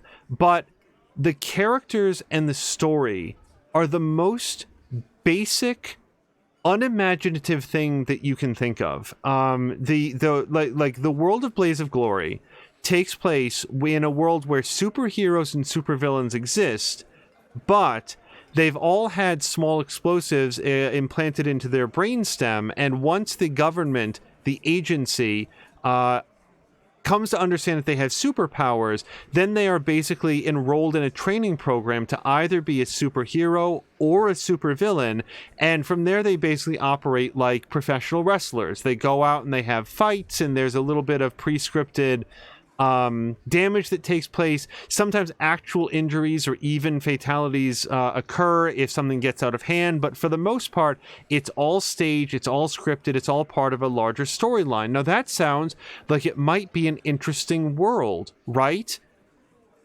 Except that's it. That's the whole thing. Like that's not what the story is. That's the backstory. Everything that I just said is like the first 3 pages, and then like, okay, so in this world where superheroes and supervillains can like shoot blasts of energy or fly or manipulate electromagnetic energy or have skin that's made of steel, so they can all do these superhuman things. Why is the agency doing that? Is this like to make money? Not as far as I can tell. It's just to do it because, like, I'm going to spoil the shit out of this book right now, you guys. It's revealed about a third or halfway through that the agency also has precogs, it's people with superpowers that they can see the future, and one or more of them warn them of the idea of a coming alien invasion. So then it's positioned that like all the superheroes and supervillains are part of some grand training program to get Earth ready for the invasion. Except, again, A, all the fights are fake, so I don't really know what they're learning there. B, they don't really associate with one another, so it's not like it's a big team building exercise and they all go off on the weekends to like hang out at one big compound together. And C, this program apparently started before they knew about the fact that there were aliens coming. And 3 or 4 or 5 or whatever we're up to, the aliens only come because of the superheroes and supervillains fighting. And by the way, like, if it sounds cool that like, okay, so here's what the story is. World of superheroes, supervillains, aliens come down and they arrive specifically because they think that the superheroes and supervillains are actually fighting one another, and they've arrived to test their mettle. They want to arrive and come out and fight the absolute best that mankind has to offer. And they're doing this because it's actually a training exercise for them. What are they training against? I don't know. Maybe that's explained later in the book. Why do they train by coming here and murdering a whole bunch of humans? Like, is that a training exercise, or that's just butchery? It's just a massacre. And also, and most insultingly, why do the aliens just look like regular ass dudes? Like, it's actually clarified right at the beginning of the book that these aliens that arrive in green avocado ships just look like regular humans. Like, it is literally described that they're just wearing like jeans and a t-shirt. And that's everything that I just said is the problem with this book. It has a semi-interesting premise that it then goes out of its way to make as dull and uninteresting as it can possibly be. And that extends to the characters as well. Let me describe to you the elderly superhero who is older than everybody else. And she has like the power of mind reading, and she can sort of blast information into your minds. And then on the other hand, we have the relentlessly described as pudgy, overweight, bald, crass supervillain. His whole persona is being crass and like uncouth and unpleasant to be around. Which of those two characters do you think it was actually a plot point that they needed to stop them from browsing internet porn to the point where it would expose the location of their secret base where they were hiding out from the aliens to mount some sort of counteroffensive. And if you said the little old lady, no. Because remember, it's always the most boring answer. That's right. The supervillain, who again is only a supervillain because he like checked that box on his application form when he was enrolling in superpower school. Yeah, he super sucks. He insults everybody all the time. He can't he like knocks himself out of a plane at one point, and he's super into internet porn. Like, you guys, he's super into internet porn to the point where there's an entire plot point about how they have to figure out how to stop him from browsing internet porn. So what they do is they show him a bunch of like 1940s style erotica, and you think for just a hair of a second, oh, maybe he's just like a connoisseur of erotica through the ages, and they are going to do something interesting. No. He just super likes naked women. And that's all it is. So they distract him from modern porn by showing him an older version of porn.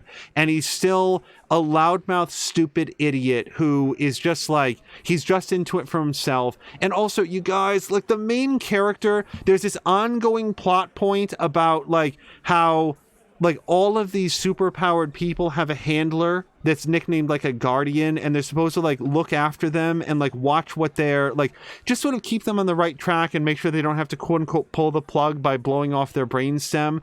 And it's thoroughly and repeatedly exampled that the main character, I don't even remember her name. She goes by Surf in the story. That she was in a long-term, sustained, romantic, monogamous relationship with her guardian until her guardian gets killed right at the beginning of the book. So she's super sad about this. Guess the average number of days before she's romantically interested in another character in like a super obvious way. It's like 3 days. 3 days, because again, it's always the least interesting version of the story. This book again and again and again and again and again goes for the cheapest, laziest, least interesting, least imaginative interpretation of all the events. The aliens are boring people. The superpowered people are boring. Everybody has exactly the personality that you would expect. Guess what the little old lady's defining personality characteristic, you guys? Guess what it is? Oh, that's right. She likes to drink tea, and she doesn't like it when people swear or when they're not wearing enough clothing. Every time. And like, I'm like 70% of the way through the book, and I honestly don't know that I can finish it. And why am I talking about Blaze of Glory? Why am I having this big explanation about the world's most boring book? Because here in Disco Elysium, apropos of nothing, in this episode, they now introduced an altogether different physical structure of the world. Does that have anything at all to do with this murder mystery? I don't know. But what they did is they decided to take an opportunity to say, fuck it! What if the world wasn't built anything like ours? What if it wasn't like Fantasy Earth or like set inside of a crystal globe or whatever else? What if it was just like wildly different, completely different? Me has offered 200 cheers for the book review. Thank you very much. I do not know right now. I've literally no idea if what we learned about the structure of the world of Disco Elysium plays into the story at all, and it doesn't matter because it was absolutely fascinating, because they've dropped hints about this, but because the characters in the world have all known this for thousands of years, it didn't really come up. It's a little bit like that part in Hitchhiker's Guide to the Galaxy where one of the main characters realizes that all of the dolphins in the world are gone, and like nobody brought it up to him. Like, all the dolphins are gone. There's no more dolphins. And he's like, why didn't anybody tell me? And they're like, why would we tell you? We all thought you knew. Like, we all knew. Like there's actually a line in the book about like, what do you expect? Like headlines in the newspaper, all dolphins still gone. Like, it's just sort of one of those things that we just came to accept. And that's what's happened in Disco Elysium. There's been multiple points in the story where they've dropped pale as a noun, and we were all trying to figure it out. And then like now when we got the answer, and I think that that's super cool. Disco Elysium is relentlessly inventive. It's creative. It provides you interesting visions. Like, I'm just saying, who walked into this cafeteria and walked up to this guy and expected him to just full on confess? Yeah, I did it. And I'd do it again. Everybody in this room did it. I'll give you all of their names. We all did it. and there's nothing you can do about it. That was interesting because it was unexpected, and it taught us more about the world. It was an organic way to establish something that's been, you know, hinted at or provided in other ways, that we have very little authority here, and we can't just rush in like it's the end of Clue and arrest everybody. We're gonna have to find other ways to draw out in single individual, and we still don't necessarily know why they did it. And in this episode, we finally got clarity on who was sexually assaulted, but we still a little bit unclear on why they wanted to keep this so much on the down low. Because, like, again, I thought that we might want to be a little bit circumspect in talking to him about what appeared to be a romantic personal relationship. But as soon as we asked anything, it's like, oh yeah, we fucked all the time. Like that's not the thing that he was embarrassed about. I think it might be about the fact that he cares, but even that is what's the phrase I'm thinking of? And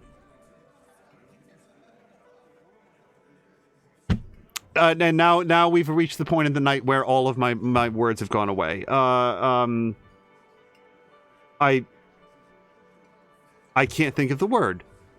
Not deduction. I'm guessing. I'm just going to say that I'm guessing because I can't think of the right word right now. So yeah, honest to God, when we were learning about the Pale, one of the things that I was thinking of is this was, at least at this time, totally unnecessary and absolutely fascinating, and is so far the opposite. And that's what irritates me about Blaze of Glory, the book that I was talking about. The fact that you can see all of the points where it could be good, and every time the author has an idea that could be interesting, I think it's a she, turns away and does the least interesting thing about it. And you just want to ask her why. Why is this the story that you wrote? Why would you choose the most boring version of it? And that's what I wanted to compare it against. There was something else that came up that wasn't the Langoliers, although I accidentally came across like a weirdly accurate description for what the Pale appears to be. And that's it. That was my final thought. I did want to say that aloud because it occurred to me in the time, and it's to me a very interesting counterpoint between the book that I'm reading and the game that I'm playing, that Disco Elysium has gone out of its way to be interesting and unpredictable and educational and engaging, and Blaze of Glory does all of the opposite of that all of the time. So we're going to call it here and find somebody fun to raid, and I'm going to go to sleep and wake up very, very early tomorrow. I absolutely will not be streaming tomorrow, but I would encourage you guys to check out twitch.tv/morethanamia. And then this weekend, hopefully the triumphant return of Tashir Games with his brand new glasses, hopefully feeling a lot better. And then next week, Patikin will be back. I do know that Drienne will be streaming tomorrow. I think that Geek Pantheon will also be streaming tomorrow. And apologies to you guys if I miss any of that, because there's a very big project, and I'll be AFK through most of tomorrow. The next day that we are likely to be able to stream might be Saturday evening, and I would love to continue with Disco Elysium at that time because I'm really enjoying this. Check out my message just above, says Mia. Jägermeister streaming Fallen Order if you're looking for somebody to raid. That sounds great, Mia. I think that we will head over and do that. So let's go do that. And actually, since I'm sitting at the computer, we can probably do it together before I stop. Oh, good. Firefox really wants to tell me something, and I didn't care at all. So let's do that. Oh, cool. Firefox updated, and I hate the new interface. That's fun. All right, so we'll go here. Oh, I dislike this interface entirely. So tomorrow's first Google search will be how to undo this. So let's go do a raid over to Jägermeister, who is currently playing Jedi Fallen Order. It is one of my favorite games from last year. I really had a great time with it. Yes, welcome to Fox McCloud. Welcome to, let me just see if there's anybody else that I can welcome in that. Oh, and on our way out, please also check out Azric, who at least started playing through Disco Elysium. The further that we've gone, I'd love to see more of that. Thank you very, very much to Marquack, who cheered a couple times, and Mia, who cheered as well. Let me see if we can get any sort of other rundown as it counts down here. Oh, fun. It also wants me to update my video card driver. We've just got all of the nonsense happening. Oh, yeah. Chivalry, Mia, and Patikan and Tashir all resubscribed. Moo gifted a tier 1 sub to both Samalander and Drienne and also cheered 40 bits. Let me just see. Now, it was a couple days ago, but another thanks to Azaric for gifting the sub to Centrifugal Force.